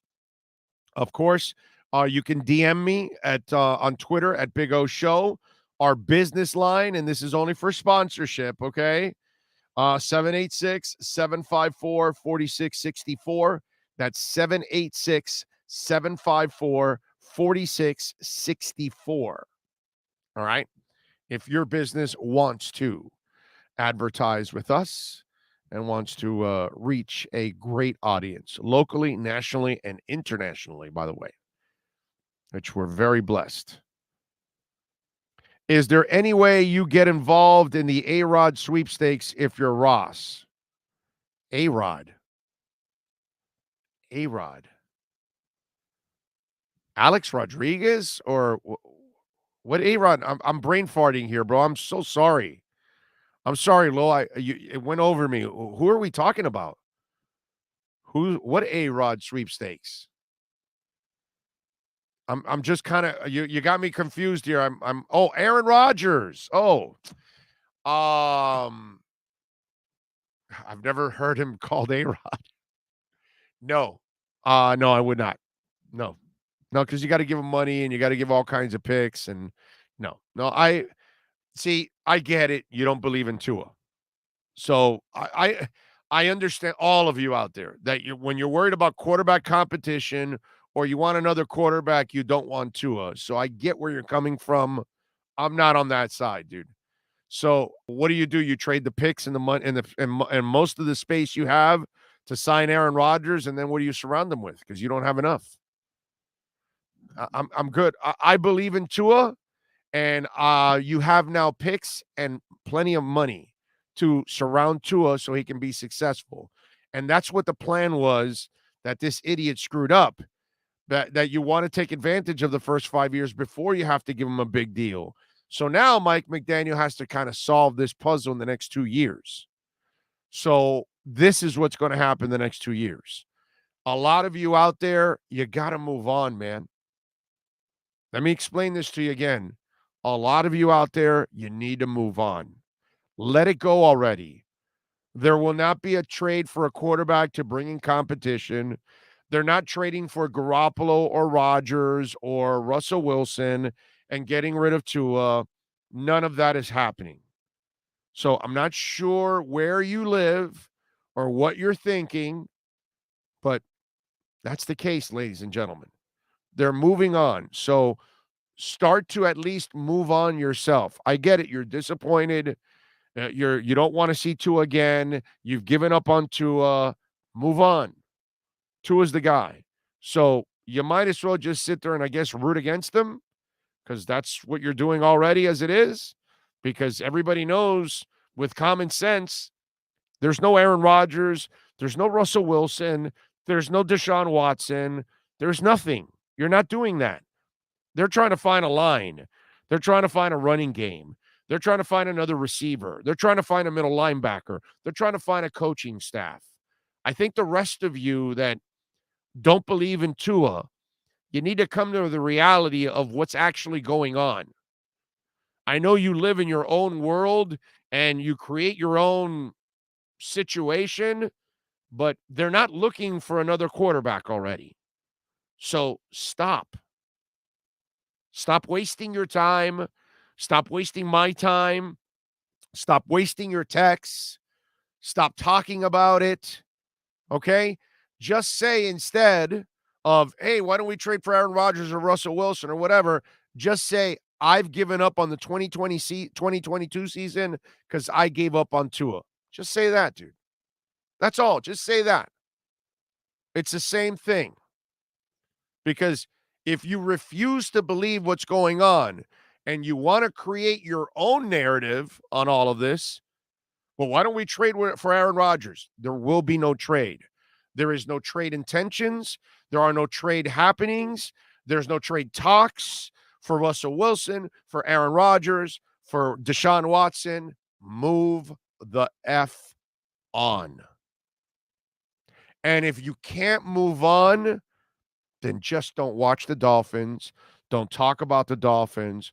Don't worry about the Dolphins because you gave up already. Right? That's what I would say to those of you that continue with this agenda that doesn't exist.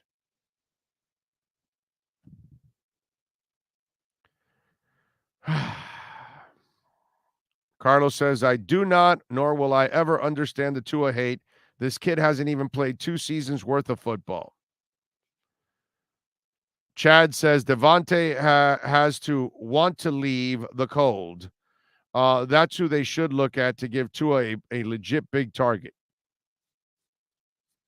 Greater Good says, spike the YouTube algorithm, hit the like button. That's right. Hit it. All right. Let's get ready. Let's take that break, and let's get ready for hour number 3 and Omar Kelly right here on the Big O Radio Show.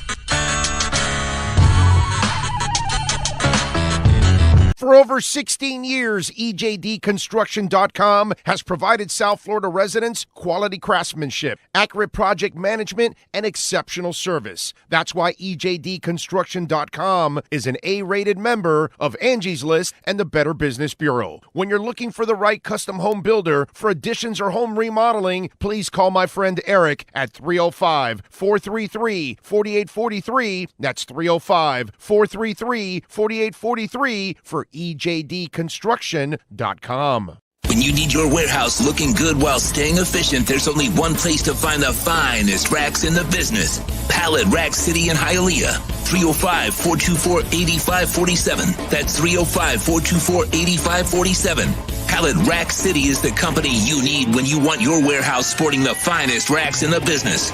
After all, who doesn't love a great rack? Pallet Rack City. 305-424-8547. That's 305-424-8547. The viewpoint, statements, or beliefs expressed on the following program by the host, guests, or callers are not necessarily the opinions of FantasyAccess.com, Media Group Inc., ownership, management, sponsors, or website. The Big O Radio Show is brought to you by Caneswear. Go to Caneswear.com, where all orders over $99 get free shipping. Sloman's Total Home Security. Protect your home with the best in the business. 1-800-ALARM-ME for the company serving America for nearly 100 years. 1-800-ALARM-ME. Tommy B. Butts Junior Enterprises.com. Licensed roofing contractor. 100% financing is available. Go to Tommy B. Butts Junior Enterprises.com. The Big O Radio Show is home for the hardcore Dolphins fan. That's why we give you Omar Kelly twice a week. Buckle up. It's time for the EJDconstruction.com Miami Dolphins Report, exclusively on the Big O Radio Show. Righty, there he is, looking slick with the glasses, hanging out at Pete Bomberitos. So how's it going at Pete Bomberitos? Who's there? Can you reveal? Some good prospects, two good offensive linemen. It's a smorgasbord of running backs: Tyler Batty, Kennedy Brooks, Letty Brown. You've got I'm watching just the guys who are going to combine: Jalen Warren, Kyrene Williams. So there are a number of the offensive linemen: Alex Lindstrom. Give you Tyler Smith. So number of guys always come here because it any freak stand out to you? Actually, I'm watching the 40 times run, and there's an FIU running back here, Devontae Prince, who basically was blazing toward us. How big is he? He says he's 208 pounds. So I don't watch FIU, but he was invited to the Senior Bowl. He supposedly had a great first day and then suffered a concussion and got sent home. So, but the film will determine it. But dude is fast, like fast, like receiver fast. All right, so let me ask you something. Damn, that wind is brutal, bro. Is it? Let me go to my car. Yeah. Let's get you to the car and get that going that way, because it'll be a lot more quieter. Are you far from your car? No, not really. Probably about another 50 steps or so. Okay. All right. Good. All right. Yeah. You outside of that, what are you doing? Today you're not doing anything else? You go home and put together a story? Yeah, no, I'm putting together a column primarily on your boy Tua and the best approaches for this offense to sort of get out of second gear. Would you say it's second gear, or would you say it's third gear? No, it's first or second. Yeah, it's that offense was a complete grind. That offense blew out the clutch and the gears and everything else. I mean, that was just a terrible offense. There was no play design there. There was nothing setting things up. There was no rhyme or reason. It's just too hard to succeed in that offense. So I would go first or second gear. There was no third gear there, bro. No turbo, no nitro, no fourth gear, no fifth, nothing, bro. You know why I kind of disagree with you about maybe second gear? Because you can't get to 9 wins. You can't get to 9 wins. with being in first gear. Now, yes, it was one of the worst offenses I've ever seen in a long while, but it's still got its job done. Yeah. It still won games. All right, so crank up that car, crank up the AC, because if not, you'll be sweating buckets. You look like a whore in church. Do I sound better? Yeah, you're right. I can't crank it up because anytime I'm in the car with you, it messes up something. I can't remember what it messes up, but yeah. All right. So yesterday I took an hour of my life to watch this I Am Athlete thing with Flo. So talk to me after, in hindsight now, a couple days later, are there things that didn't make it on there? Because I'm about to ask you several things that I thought you guys like kind of dropped the ball and you could have followed up on, and you didn't. So I'm wondering, is there something that didn't make the cut that we didn't see that needed to be said and that was juicy, or that was, like, example? You asked him about, hey, man, there has to have been the tanking at the beginning of the, when you first got the job in the initial meeting. But you didn't you ask for it, but you never followed up. And you never asked him. And you never asked him and all that. And so it never came out on the show whether he was asked in the initial meeting if he was willing to tank. That question was indeed asked. And he answered, and he said he was not. It was never brought up. Why it didn't make the cutting room floor, why it made the cutting room floor, I can't answer that for you. There's TV.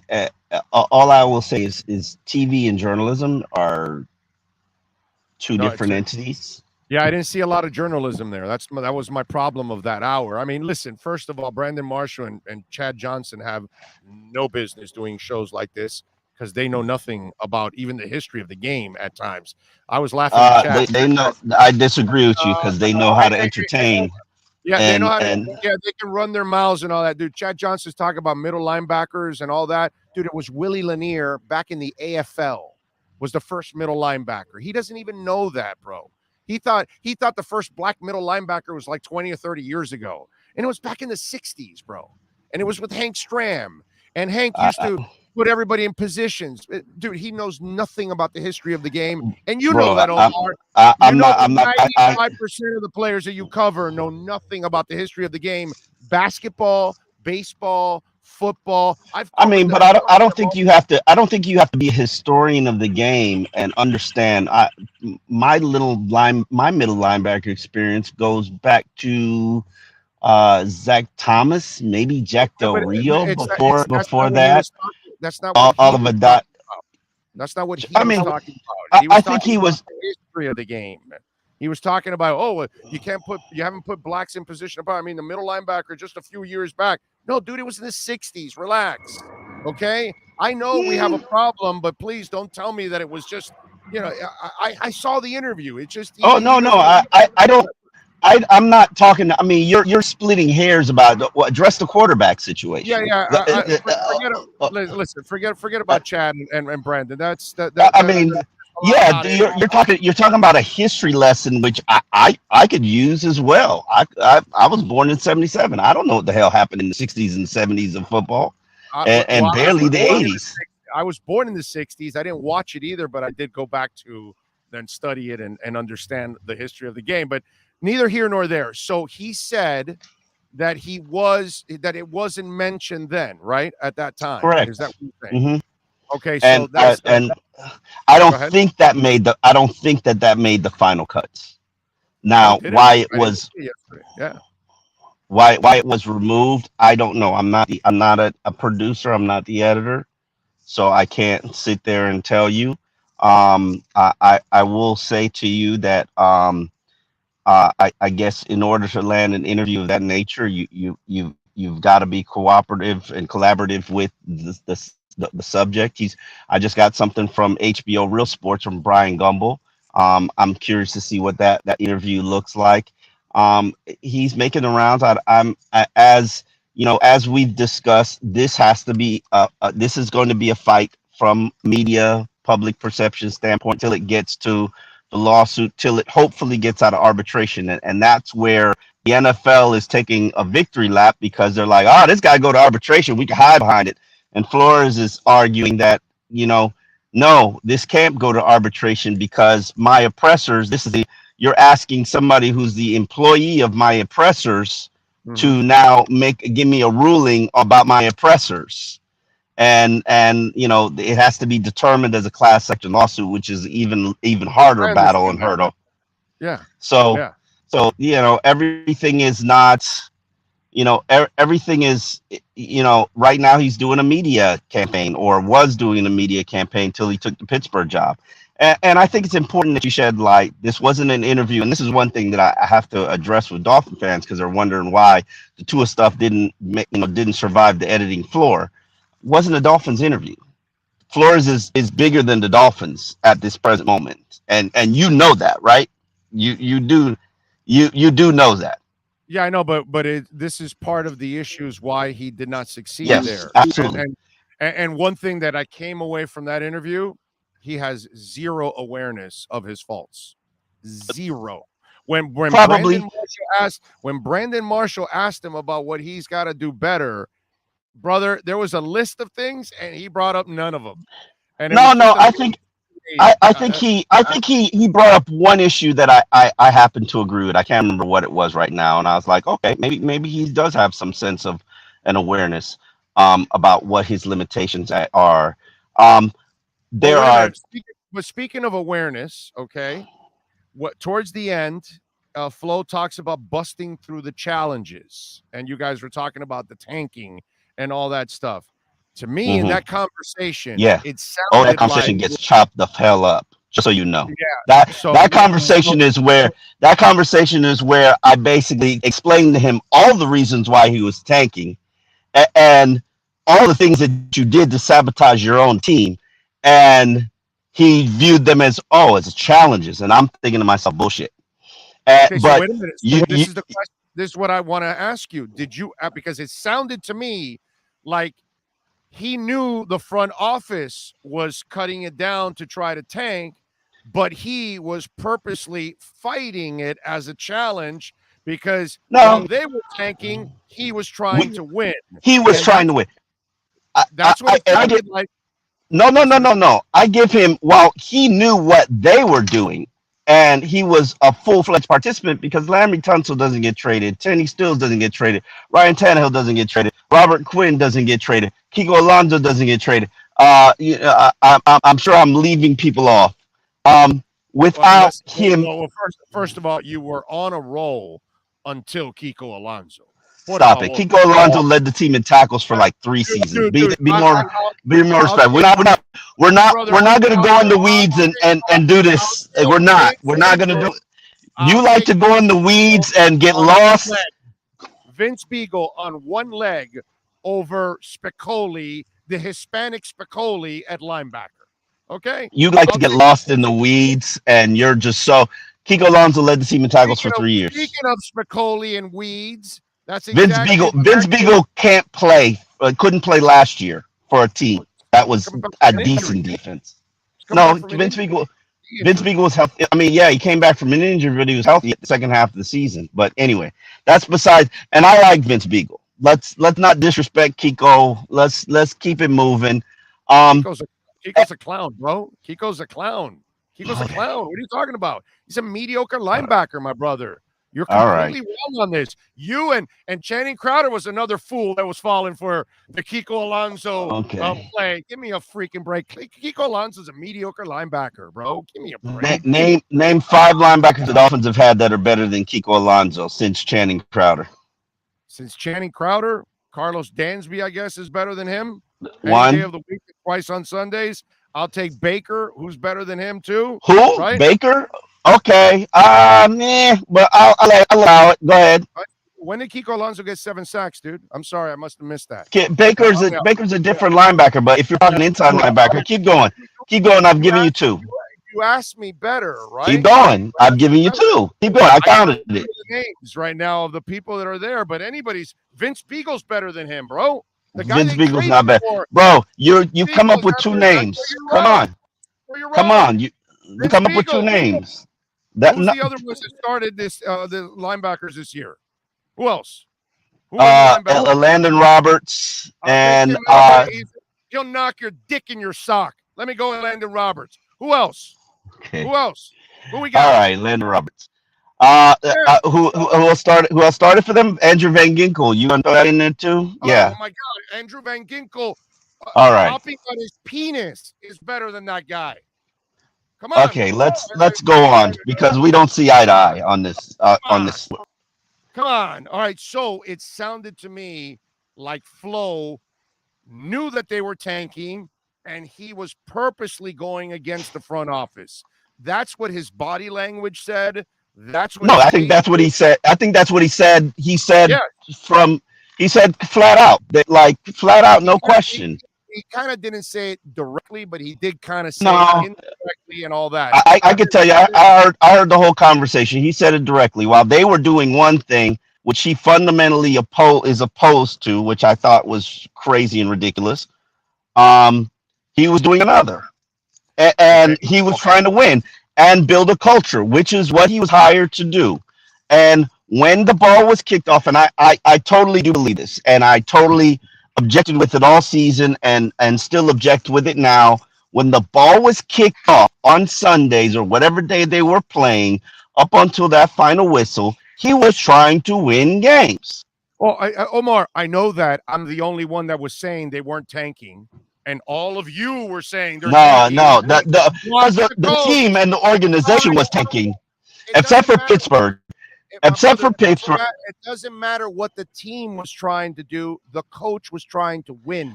But here's my problem. Here's my problem with that statement. Here's my problem with that statement, and I think they included this in the interview. By the way, you were. Here's my problem with the statement, and they wouldn't tank. All of them said they wouldn't tank. The coach and the who said they wouldn't tank? Both of the two players you were with, and the coach says that doesn't exist. Players and coaches. But they know they would know. They know teams tank. Teams tank. Absolutely. Now, are they going out there on the field and tanking and not giving their best? No. But I'm sorry. Teams tank, coaches tank, organizations tank. Let's not pretend like they don't. When the New Orleans Pelicans were being purposely bad to get Zion Williams, were they tanking or were they not tanking? Oh, they were. They were. And the Miami Heat, when they put a whole bunch of people on the IR for Beasley because they really wanted Rose, they were tanking. But the facts are that Flo was never tanking. At no time. He coached it to win it. And I'm sorry. When you're claiming a guy on Tuesday and starting him on Sunday, you are tanking. You could say you're not tanking. Omar, you're grabbing somebody on Tuesday and starting them on Sunday because you don't have enough players, my brother. No, you had players to play ahead of him. You chose. You had. I can name you. I covered the team. I can name you the players that should play ahead of them. They want to throw them out there in their words just to see what's there or see what they have. I'm sorry, you don't throw people in the deep end without them knowing the scheme, the defense, the concept, the language. But Dolphins did it repeatedly and then said that they weren't tanking. Now the coach was trying to win a game. That's all he could do. That's what he had. And he's the one, by the way, he's the guy filtering those guys That's out. not all. That's not all he had. That's not all he had. There were times where he would not even play Kenyon Drake. And I'm sorry, Omar, he doesn't play Mike Gesicki. That's my brother. You're mixing stupidity with reality. Okay? This is a stupid coach. This is a guy that couldn't win a challenge. This is a moron that thought Brissett was better than Tua. This is the moron that started Malcolm Brown over all the other running backs. This is the moron that kept Gesicki on the sidelines. This is the moron that doesn't play Matt Collins. Please, dude. This is the moron that put Jalen Phillips in coverage. This is the moron that put Baker at middle linebacker. Por favor, brother. Let's go. And let's not mix stupidity with whatever he thinks is strategy. Okay? He's still 24-25 with a team that's supposed to be bad. So it is what it is. And I'll tell you what I've told everybody else. It's Shula and everybody else is a stinking failure. Jimmy Johnson's a failure. Onstead's a failure. Flo's a failure. Gase is a failure. None of them won anything significant. None of them did anything in the playoffs. Please, let's stop bragging about, mediocre accomplishments. The league is set for you to win 8 or 9 games and get lucky every once in a while to win 10. Or maybe everything goes your way and you're the Bengals and you end up in the Super Bowl, my brother. This happens all the time. If you tank right, that's what happens. We're exaggerating these things that aren't really great accomplishments. Nobody outside of Shula ever accomplished anything in a Dolphin uniform. Anything. Yeah, man. Nothing. Listen, if you tank right, you're the Bengals. If you don't tank right, you're the Dolphins. Bottom line. And that's where we are. Organization was clearly tanking. Flo was clearly playing to win, trying to win. Okay, so did you follow up on that? Did you guys follow up? Because we didn't get it. We don't get it, but we could tell that part. Did you get him to say clearly after that he knew that? See, because if he knew, yes, he said that during the interview, and he said the relationship that he had, and he said that during the interview that aired, the relationship that he had with Steve Ross and the organization was ruined because he wouldn't tank, and he wouldn't and he wouldn't sabotage his team, and basically African Americans. This was the storyline. His storyline. African Americans are forced to take bad jobs, and this is how they treat us. Well, that was another follow-up I had, because when you guys, I was made to do things that white counterparts don't do, and you guys asked him what, and he said, I disagree with that. Lose to win, right? But then there was no follow-up on asking him, what are the other things they made you do that they wouldn't make white counterparts do?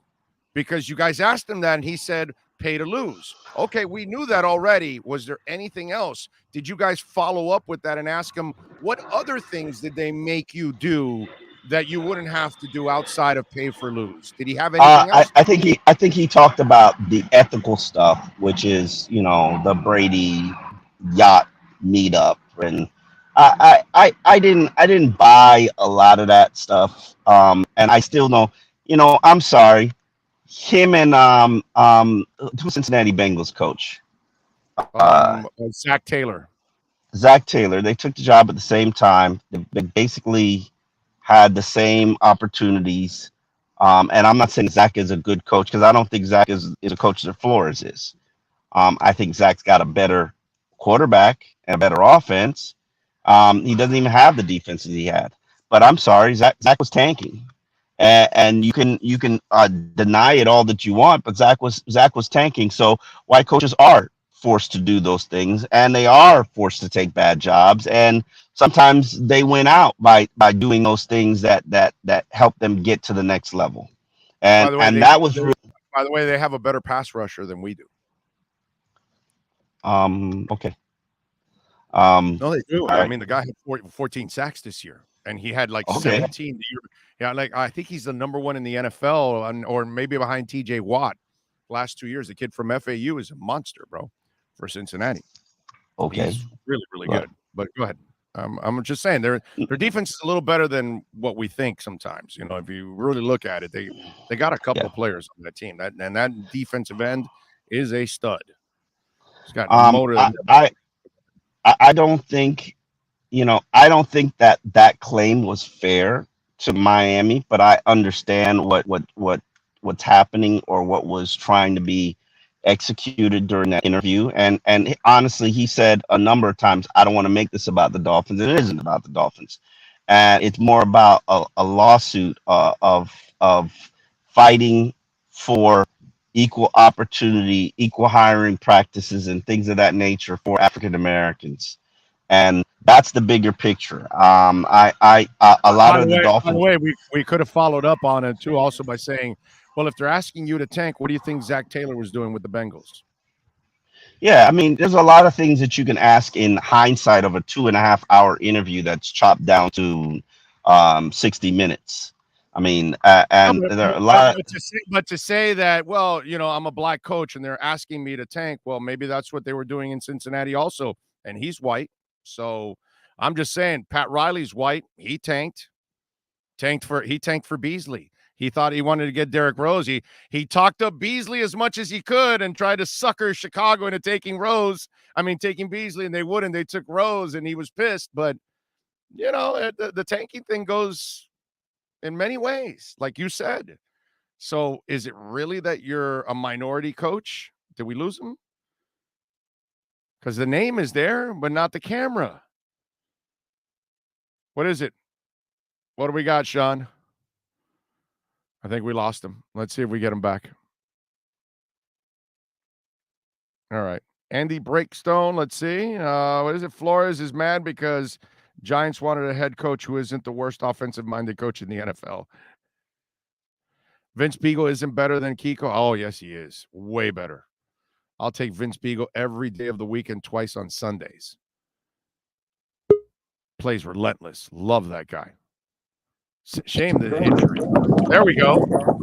Yeah, can you hear me? Can you hear me? I hear you now. All right, I got to get out of this win, or at least get. No. So, yeah, a lot of things could be. A lot of things were chopped up in the interview, and it is what it is. I thought the interview reflected the majority of what the gist of the conversation was, and certainly reflected what his message was. First time he'd done a sit down for a 60-minute interview. I'm appreciative for the opportunity to be a participant in it. Did it come off as great as I would hope it had, or showed a lot of the different perspectives or angles questions that we addressed and covered? It didn't show all of that, but it I'm not an editor, so. Did you talk to him about him being a douchebag with you? No, I don't think that's relevant. I really don't. But on the side, at least, before, after, you were a douchebag with me. You got anything about that? I don't care. I don't care that he was a douchebag. I don't even know if I would call it a douchebag. He was an asshole.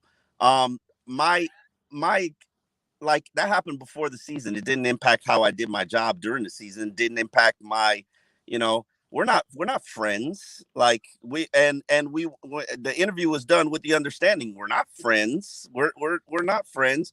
But I still have a job to do. Are you sure? Are you sure? I saw a skirt and pom poms with Chad Johnson. I swear I saw a skirt and pom poms. Chad loves him, but understand, Chad was doing splits and somersaults and everything. No. I think people misunderstand the fact that, a lot of us, myself, you, the players, Brandon and Chad, they've seen what's happened to African American coaches. The coach Chad is closest to is Hugh Jackson. Chad saw what happened to Hugh in Cleveland. Like I'm sorry, but let's not pretend like African American coaches don't get a raw deal in the NFL. They do. I know they do. There's no doubt they do. Okay. Yeah. We got to use the right examples. That's all I'm saying. No. I don't think he's a bad example, because here he is, 9 jobs, 9 jobs, 9 openings. Obviously he's not going to get the Dolphins job. 8 jobs, he gets none. 24 and 25 record. Basically won with a rookie quarterback, turned around a franchise that started 1-7. And no legitimate looks. Now, yeah, the lawsuit turned off 2 teams, but I don't think those are jobs that he wanted to begin with. Let's be real about it. And the fact he also proved he could never build an offensive staff. So why would you hire somebody that could never build an offensive staff? I don't think it's safe to say he could never build an offensive staff. He did it in. I don't think it's safe to say or fair to say he can never build an offensive staff. He did it in 2020. Then he lost it. Then he struggled last year because of some bad hires. And as I've told you, he did not bring the offensive coordinator. Yeah. We're almost out of charge here, brother. One more before I let you go. Did you guys talk about the text from Bill Belichick? Yes, we did. That was included. That was included in the document. But this is the part that I was going to ask him, because he went off of it like this is what goes on in the league. How do you know Belichick was not just going off reports on Pro Football Talk and other places that everybody pretty much was saying he was going to the Giants because they had the Bills GM went there. That's why the GM from the guy from the Bills went there to become the GM. That was I think what he was addressing was these are the back channel conversations and discussions that often happen with African Americans being excluded and hiring being done with us still participating in sham interviews. And he's accurate. Those now in that instance. In this case, yes. Is that accurate? Listen, in this case, me and you both knew that Brian Daboll took that job before Flores was even interviewing for second round. So let's not pretend like this is like, or maybe no. Brian Daboll took that job before. And I'm sorry. What is wrong with that? I'm sorry. I'm trying to figure out what's wrong with that. Yeah, my sound is horrible. If you own the team and you think and you have the GM and a coach that work together in one place the last couple of years where they helped turn around a program, it behooves you not to bring both of those together.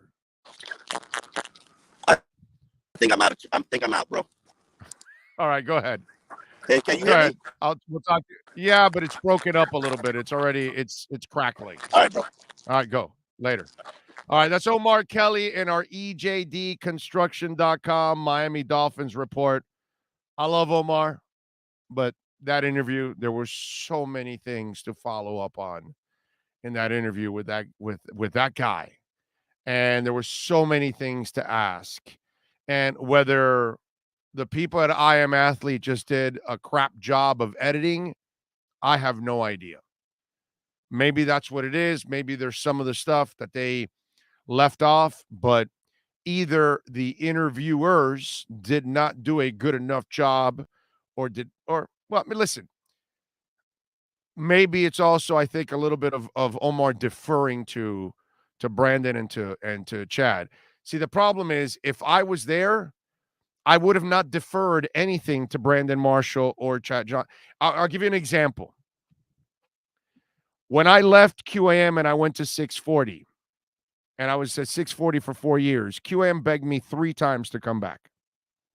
All right? The third time, I finally went back. But the first 2 times, I think the first time they approached me, they didn't like Kevin Kiley, I think, was the guy that was with Michael Irving, right? So they called me and they asked me, hey, would you be willing to come back, but to be the co-host with Michael Irving? So I told this gentleman, I said, so you want me to co-host with somebody that knows a fraction of sports that I do?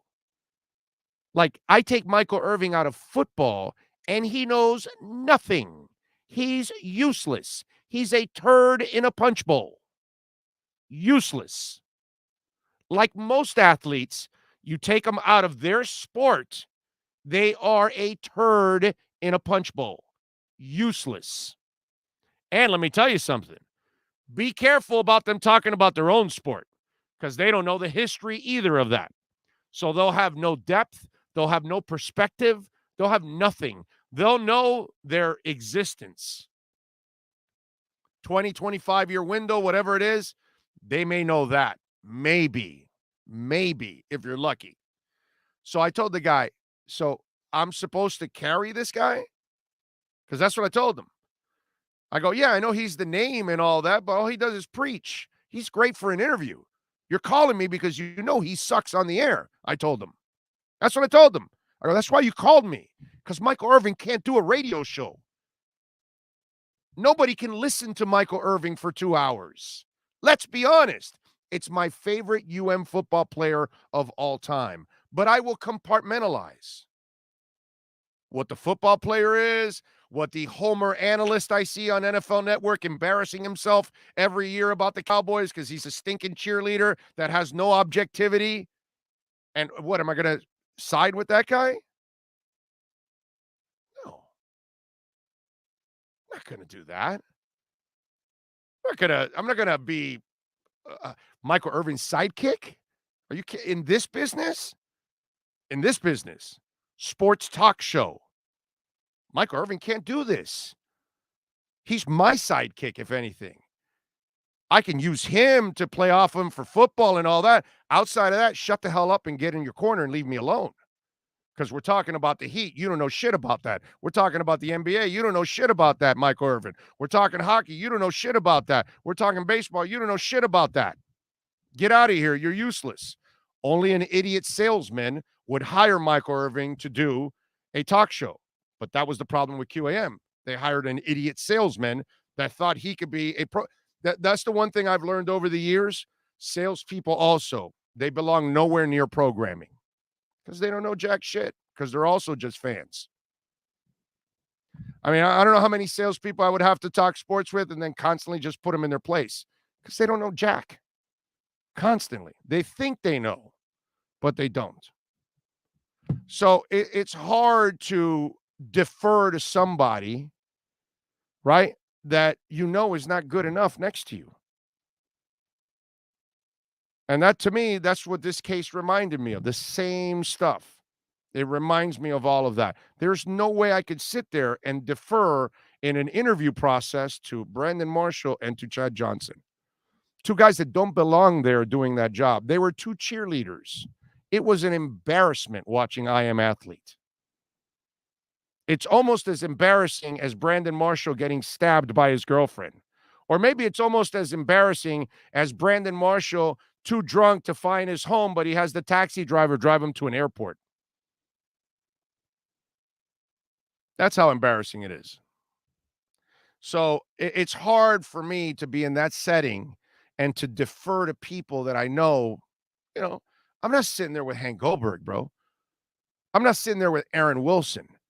I'm not sitting there with people that I respect that, okay, I can wait for my turn. Sitting there with two athletes that are, they got pom-poms and skirts on the entire time. It's like telling me, that's the other thing. Please stop already with this whole thing. Oh, well, he won 10 games. And bro, Dave Wannstedt won 11 games twice. What, am I supposed to start bragging about Dave Wannstedt?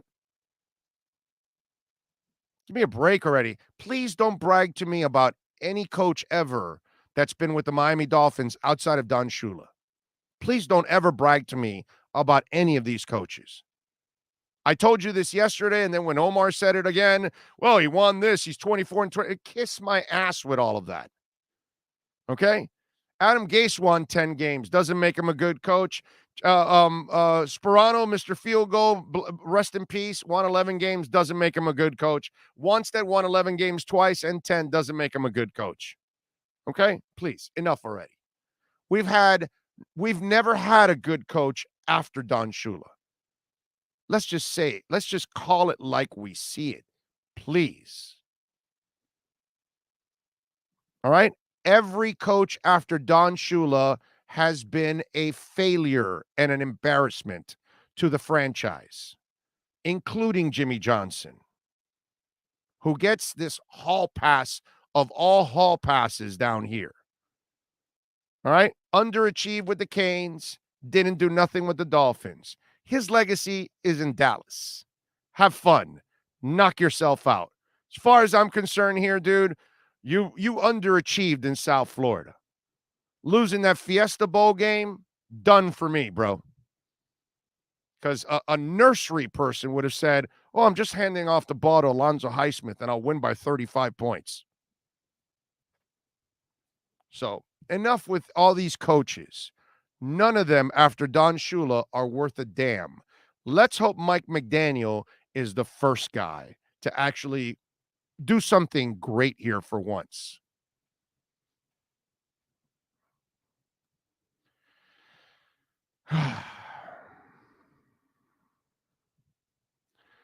Perfect Q says, as time has gone by, it becomes obvious why the Dolphins fired Flores. Bro, I'm telling you, at 1-7, they said it's over. The lazy people say he won 10 games. The smart people say he went 1-7. And because he was ill prepared for the season, and when they played their best teams, because they played the worst teams in the second half of the schedule. That's what people keep forgetting. When times were tough And that's what that front office saw. Well, you didn't want to keep Eric Flowers, now you're out of the playoffs. You didn't want to keep Kyle Van Noy, now you're out of the playoffs. You didn't want to keep the safety, now you're out of the playoffs, right? So you didn't want to keep guys that could have helped you get into the playoffs. You want to keep playing Brissett, now you're out of the playoffs. You know, all these stupid-ass decisions. You want to keep putting Jalen Phillips in coverage, now you're out of the playoffs. You want to play what's it called, the linebacker Baker at middle linebacker so he could get just lost in the trash. Now you're not in the playoffs. That's what the front office said. And that's why people don't wake the hell up here. I don't get it. What's wrong with some of you out there? I'm not telling you that they were going to make any kind of impact in the playoffs, but they were a playoff team. And the reason why Flo was fired is because he's the reason why they didn't make the playoff team. That's why when my man Omar was like, you know, tell me, you know, oh, he was a good coach. I'm like, get the hell out of here, bro. He's not smart. And I reeled off 10 stupid ass decisions on his, and I can think of more if you want me to really go into it. That's what they saw. Enough's enough. You can't have somebody fighting you. And that was my point. That if the front office is tanking and then you're not, what the hell is that? What is wrong with you, dude? I'm not telling you it's right, but it's like you were just hired. Go along with it then. And then you fight them on everything, and that's why they have to trade Minka because you're fighting them. You know, it's like they lose Chan Gailey. Why? Because you got to tell Chan Gailey, no, play Tua anyway. I don't care what you say. We're playing Tua. Okay. I swear to you, the Jim Caldwell thing, I'm starting to think that it was flow and health. Like he had the health issue and said, you know what? I got a taste of this guy. Yeah, I'm not going back to that guy. Yeah, no, it's health, guys. I can't come back. Sorry. You can scratch the contract. Don't worry about it. We're done.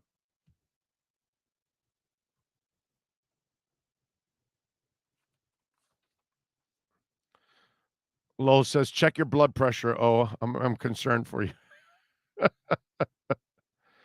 Dear editor, please capture this rant starting from when just before Omar left till it ends. This is awesome. You heard, Sean? S. Brent says, S. Brent, thank you for the love in the super chat. While the love fest with Flo's record was going on, why did Omar not ask about the slow starts? How does that happen in back-to-back years? Yeah. That was the problem in that interview. There wasn't there needed to be more of, and Omar's right that it wasn't about the Dolphins, but it's hard. It tells the story of why you weren't hired, dude. You know, when he says, "Oh, there are 8 teams and they didn't hire you," well, why would they? He can't build an offensive staff. That's why when Omar said, "Well, they had one in 2020," yeah, and you scared them away. The guy came out of retirement for it, and you scared him right back into retirement. You can't build an offensive staff. So why would anybody hire a defensive-minded head coach that can't build an offensive staff? Please explain that to me. I don't give a shit if you're a Martian. I don't care if you're a Triclops. Is that how it says that when you have 3 eyes? Is it Triclops? I don't care if you're a Cyclops. I don't care what you look like. Asian, black, Hispanic, white, green, yellow. You can't build an offensive staff. Why would I hire you? If you couldn't do it for 3 years, why would I hire you? If you can't find an offensive line coach, why would I hire you? It's pretty simple to me. Wait a minute. If you rat on your mentor, why would I hire you?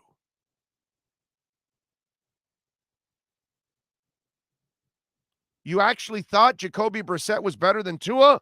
Why would I hire you?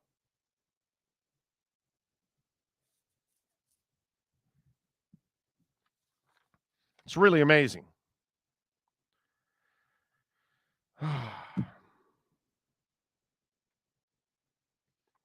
By the way, props to Juwan Howard. We talked about this yesterday. Juwan Howard got a 5-game suspension basically for the remainder of the regular season, which I think, it's about right. But I give him props because he realized, look, man, the one thing about us, and I say us because as we got older, we realized it. But when we were kids, right, and we screwed up and we got our asses kicked. I'm not talking about you youngins. I'm talking to people 40, 50, 60, 70 years old, okay? Normally when we screwed up, we got an ass beating. And after you were done crying or just huffing and puffing from the ass beating or you were sitting there frustrated, whatever reaction you had to it, deep down inside, you knew you deserved the ass beating, no matter how pissed you were, right? That's the difference nowadays. There's a lot of people that they don't understand the justification of the penalty, the suspension, the crime, whatever it is that you're serving, right? I give Juwan Howard a lot of credit. Okay. They suspended him and he comes back and says, after taking time to reflect on all that happened, I realized how unacceptable both my actions and words were, and how they affected so many. I am truly sorry, Howard said in a separate statement released by Michigan on Monday. I'm offering my sincerest apology to my players and their families, my staff, my family, and the Michigan fans around the world. I would like to personally apologize to Wisconsin assistant coach Joe Kraberhoft and his family too. Lastly, I speak a lot about being a Michigan man and representing the University of Michigan with class and pride. I did not do that, nor did I set the right example in the right way for my students, athletes. I will learn from my mistake, and this mistake will never happen again. No excuses. That's exactly how you handle it. That's the example you set for your kids, that after you screwed up, and clearly some of your kids after followed the example and screwed up, your kids have to understand that they were wrong and you were wrong. We're all going to be wrong. You're going to screw up. I'm going to screw up in life. It's going to happen. But do we have the awareness of it? Do we understand the mistake we made? Do we understand the ramifications of making this mistake? And you saw it. Sometimes you do something bad and you say, hey, this could have been worse if this, and this happened. Well, guess what? This happened. You swung at the coach, and guess what happened? A brawl happened. Luckily, then I can go to the next extreme. Luckily, nobody was seriously injured, which could have happened. So all of these kind of things are incredibly important in understanding what went on. And kudos to Juwan Howard on that one, because he has to understand he needs to get suspended. And he, I'm sure, is handling it now the right way and saying, all right, now let's turn it into a positive. And that's what you do with any kind of negative. Try to make it into a positive. You learned from it. How? Tell me. Show me. So props to Juwan Howard. Some people may not give him props for something like that, but I am, because you have to set the example in the good times and in the bad times. And at that moment, he had to do his best to walk away and then speak your piece in the press conference and say, hey, look, I didn't appreciate he called a timeout at 15 seconds. That's showing up our kids. The game is over. No need to do that.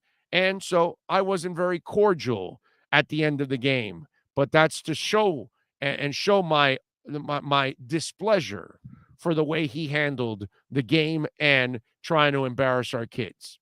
Move on. That's it. The heat's on him now. You were the bigger man in the moment, and that's it. You walked away. But once you swung, it was over. But I give him a ton of credit, man. Props to Juwan on that one, man. I like it. Did you see this also? The Panthers, the Carolina Panthers, not the Florida Panthers, the Carolina Panthers inquired about Kirk Cousins. Now, how desperate is Matt Rule? because Matt Rule already made the terrible mistake of trading for Teddy Bridgewater. And Teddy Bridgewater has never, ever been a franchise quarterback. God bless him. Super smart kid, all of that. But you made a mistake. And so now Kirk Cousins, you're going to inquire about Kirk Cousins. Why? Why would you do that? Why would you save the Vikings from the ball and chain that keeps them down? It's like the Titans. The Titans are stuck with Ryan Tannehill for another year at least. So if you're anybody in that division or somewhere else, you in the AFC at least, you don't want to take Tannehill off their hands. You want to leave the thing that's going to keep them from actually ever being great. Just like Kirk Cousins. So, Judd Zulgad of Score North reported that, and Anthony Rizzuti of Yahoo, that the Panthers have called the Vikings about a potential trade for Kirk Cousins. They're so desperate to find a franchise quarterback, they need to show a significant uptick in the performance in 2022 to save the regime of Coach Matt Rule. Cousins will, while not good enough in 4 seasons to take the Vikings beyond the divisional round, has generated solid performances. The Panthers in recent years have done worse. He has a fully guaranteed $35 million salary for 2022, and his cap number in Minnesota is $45 million. It's the last year of his deal. Okay? Why would you do that? I mean, Matt Rule, obviously, it ain't working for you. You hung on to the injury-prone running back. That wasn't good. You haven't been able to make a move for any good quarterbacks, and now you want to trade for Kirk Cousins? Come on, man. Kirk Cousins is not going to get you anywhere. He puts up some nice stats. He's never the difference maker. Ever. So funny, man. You're going to put yourself at risk like that. The Carolina Matt Rule lining himself up in position to get fired. All right. S. Brent, thank you for the love on the super chat. He says, while the Love Fest with Flo's record was going on, why did Omar ask about oh, okay, no, yeah, we read that one. Okay. I want to make sure I did not get maybe I missed it. What else do we have here on the chat board? I completely agree. I feared my parents. Belts, switches, coat hangers, it doesn't matter. If I screwed up, I was getting my ass whipped. Yep. And you knew you screwed up. So, like, you hated the ass kicking, but in the end, after you settle down, you go, I'm an idiot. I did this, whatever, and I deserve to get my ass kicked. Hunter Butler says, you don't swing to begin with if you're the coach. Yeah, no, you can't. Did you see that hockey kid? Was it like high school? He like knocked out the referee. He's been banned for life, which is the right thing to do, obviously. But the kid just went at a referee. Go look at it. I believe it was like high school. High school hockey player knocks out ref or something. And it's scary because when you watch the referee hit the ice, you worry obviously that your head, that's always the thing you worry about, these kind of collisions and these gentlemen hitting the ice, that you worry about concussions because of the head hitting the ice, obviously, because that is one fight you will lose every single time, ladies and gentlemen. Okay? Every single time. What else do we have here? Oh, we do have a couple of music notes also that I wanted to talk about before I get into any other football talk here. First of all, a couple of notes that are pretty interesting. Today in rock and roll history, okay, in 1967, Abbey Road Studios in London was hopping. Pink Floyd was there working on their debut album, The Piper at the Gates of Dawn. Meanwhile, the Beatles were there recording in the giant piano chord at the end, A Day in the Life of at the Sgt. Pepper's album. How about that? So you have Pink Floyd and the Beatles in Abbey Road Studios. In 1989, and I remember this, for the first time ever, there was a category for heavy metal at the Grammy Awards. Metallica performed at the award show and was nominated for the trophy. But much to everyone's surprise, the award went to Jethro Tull, causing lots of the audience members to boo. You know why? Jethro Tull isn't heavy metal, you idiots. That's why you lose respect for these people. Because the people that are voting in, they don't know anything about music. Jethro Tull is like progressive rock more than it is metal. Right? I mean, anybody that knows Ian Anderson and the Boys, you know what I'm talking about. Oh, man. Anyway, and in 2006, iTunes hit a milestone, selling its billionth download. The track Coldplay's Speed of Sound was purchased by a 16-year-old in Michigan who, along with getting the song, also got a phone call from Steve Jobs, an iPod, and some other prizes. In 2014, iTunes passed the 35 billion song sold mark already. How about that? So that is some of the stuff that happened in music history. Also, Guns N' Roses Slash believes that the band will release 1 or 2 new songs this summer around this time, around the time the band launches their next tour.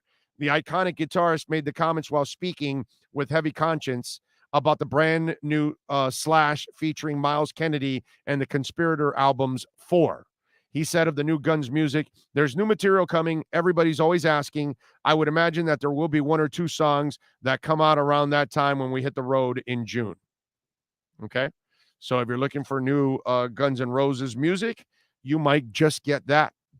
How about that? And also, for those of you that are into Slash, and if you like Miles Kennedy, and if you like Alter Bridge, Miles Kennedy for me is exceptional, man. And Slash and Miles Kennedy and the Conspirators is an exceptional band.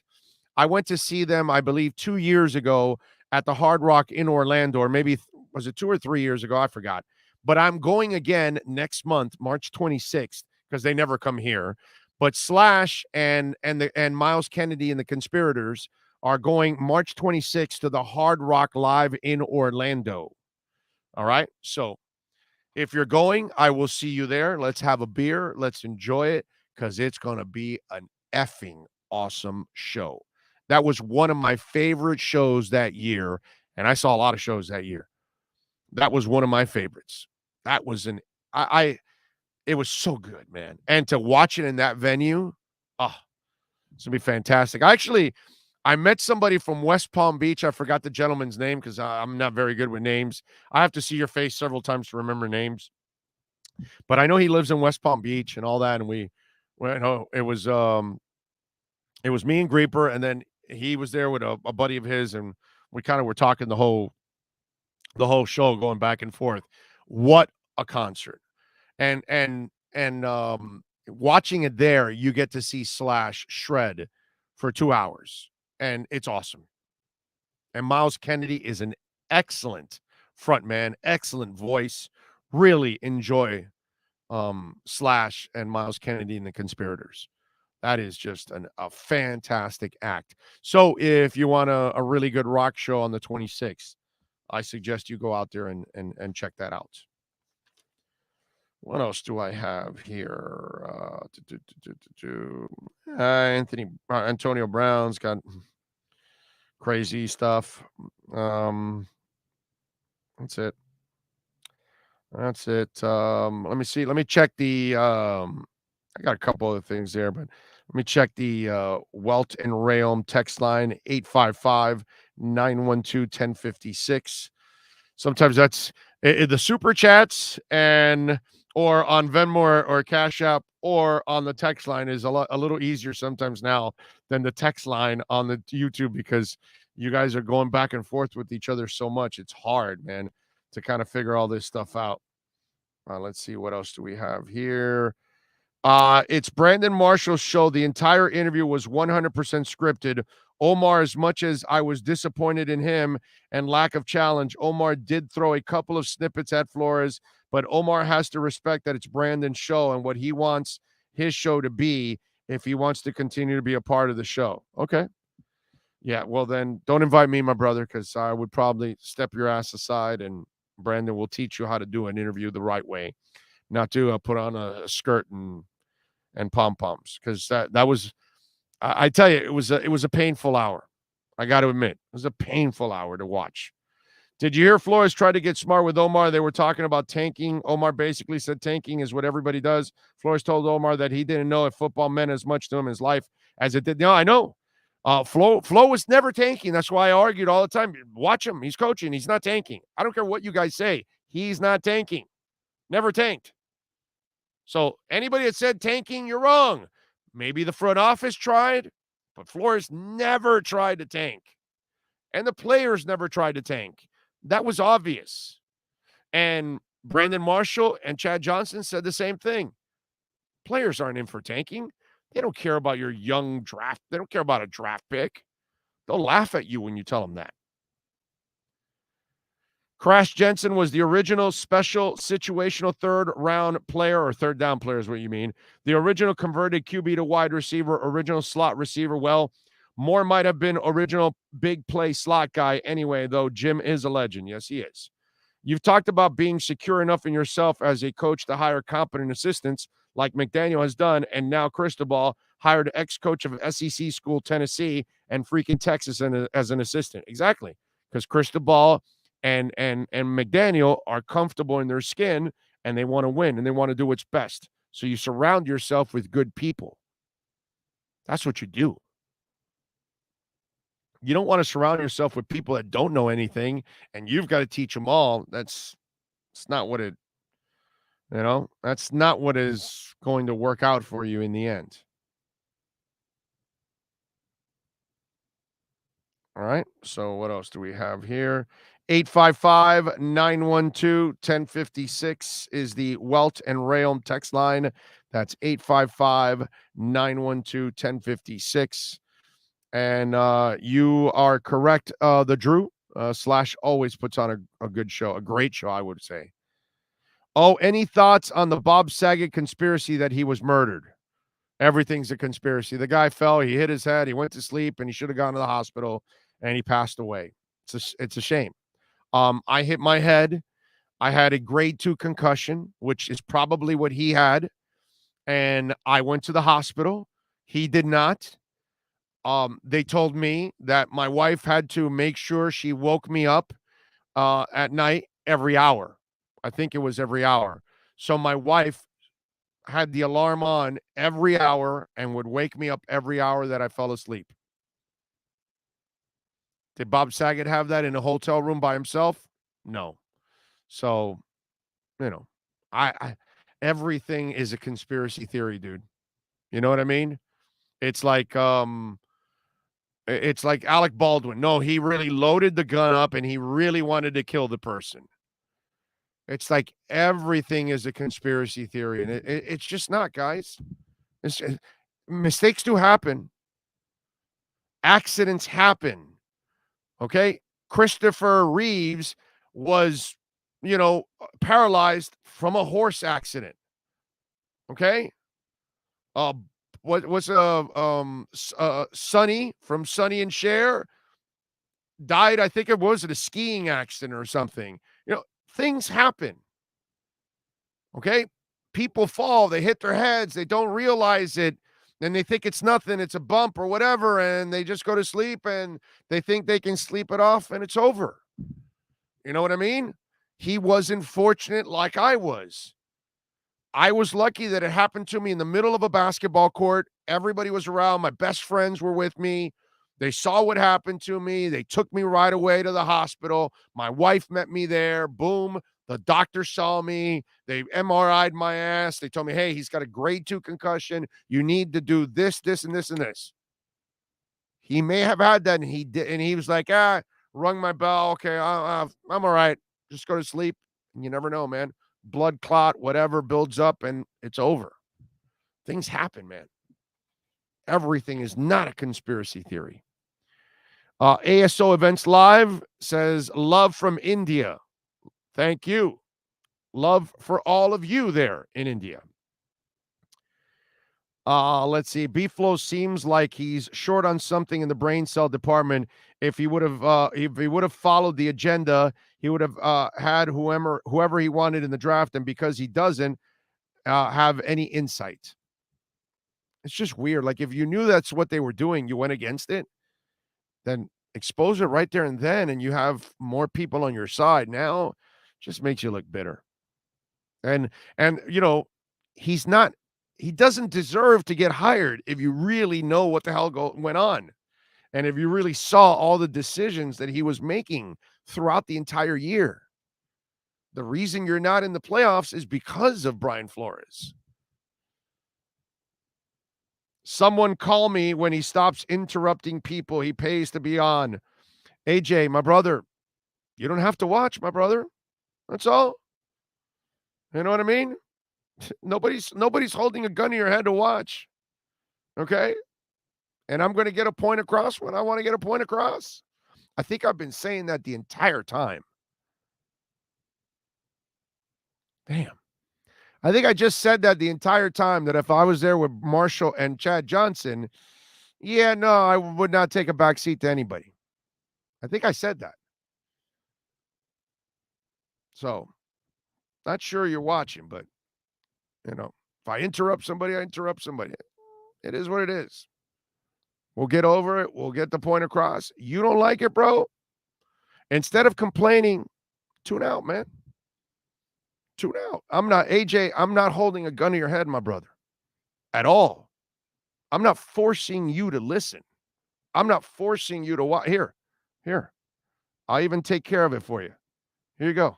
Now you won't even have to comment anymore. I took that away from you now. So there you go. Now you can't comment. Don't watch.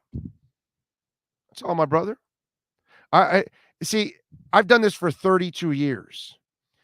I've gotten the idiot that gets on the text line or whatever and says, well, I'm not listening to you anymore. And what am I supposed to do? Get nervous or something?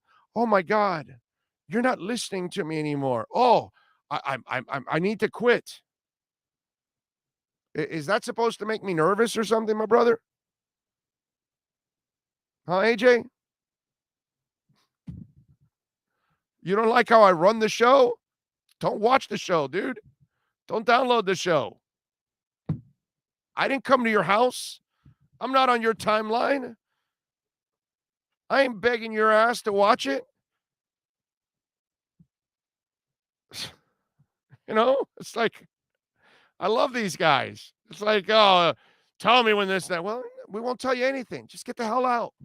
How about that? That's it. You're not important, dude. It's not something that, oh my God, our world revolves around AJ. It doesn't. We don't care, AJ. Okay? Don't care what you think. You don't run the show. I think I'm pretty brutally honest about all of this. I run the show, and nobody tells me how to run the show. Nobody. Pretty simple. Why you think I'm gonna put all of this together, and then I'm gonna take orders from anybody? Come on, man. Let's go. Authentically MG says, LOL, today's show is all-time epic. Thank you, my brother. Thank you. Can't wait for Flores linebackers to try and figure out McDaniel's misdirection. That do they play the Steelers this year? God, I don't even, it seems like we play the Steelers at least every other year, right? So tell me we play the Steelers this year. I don't even know that. Do we do? Oh, that is awesome. Oh, that's great. They have no quarterback. Oh, that is awesome. Yes, this is going to be fun. I can't wait for that. Is it home or away? The Steeler game. Tell me if it's home or away, Sean. That I need to know. God, that is going to be fantastic. I'm looking forward to that.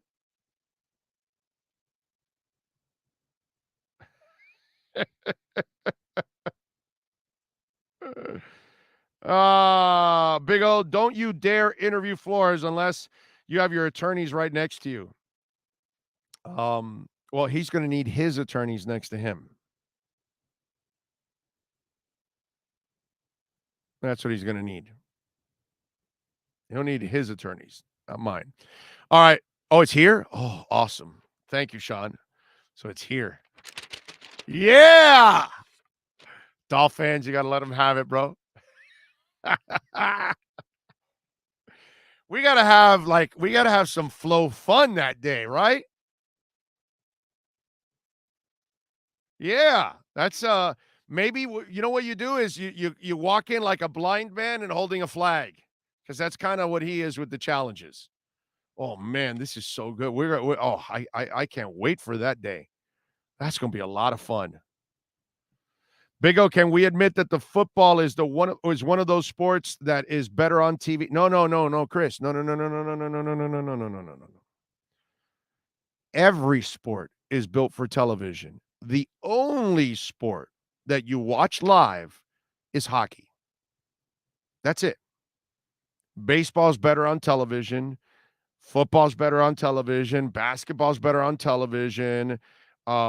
Tennis is better on television. Everything. Soccer is better on television. Everything is better on television, except hockey. The puck is incredibly hard to follow on the television. So that's the only one that I would say is the perfect live sport. Now with 4K HD, all that crap that we have now, every sport is beautiful on television.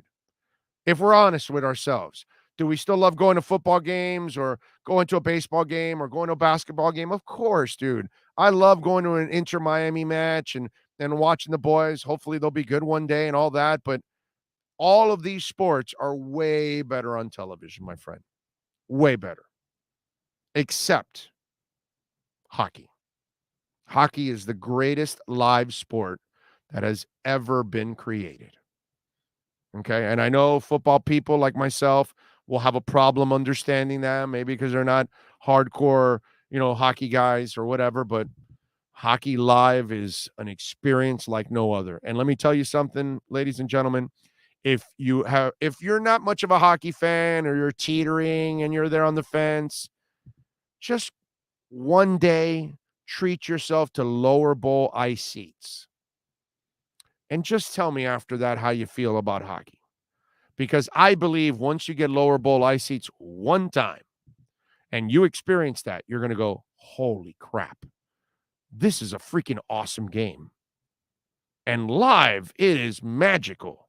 And by the way, it also helps to have the best team on the planet right in your backyard in Sunrise, named the Florida Panthers. All right, we're out of here. We thank Cam Wolfe. We thank Manny Navarro. We thank Omar Kelly, baby. And, of course, we thank all of you for tuning in, and the man that masters it every single day, that is Sean Stanley. Appreciate all of you. We will see you tomorrow morning, 9 a.m. 8:45. I'll be on around 8:45. At 9 a.m., we'll hand it off to Ira Winderman and Clay Ferraro for the Slomans Inside the Paint show. So we'll be ready to rock and roll tomorrow morning at 8:45 a.m. You all be good out there. We'll see you tomorrow. Same time, same place, same bat channel. Much love.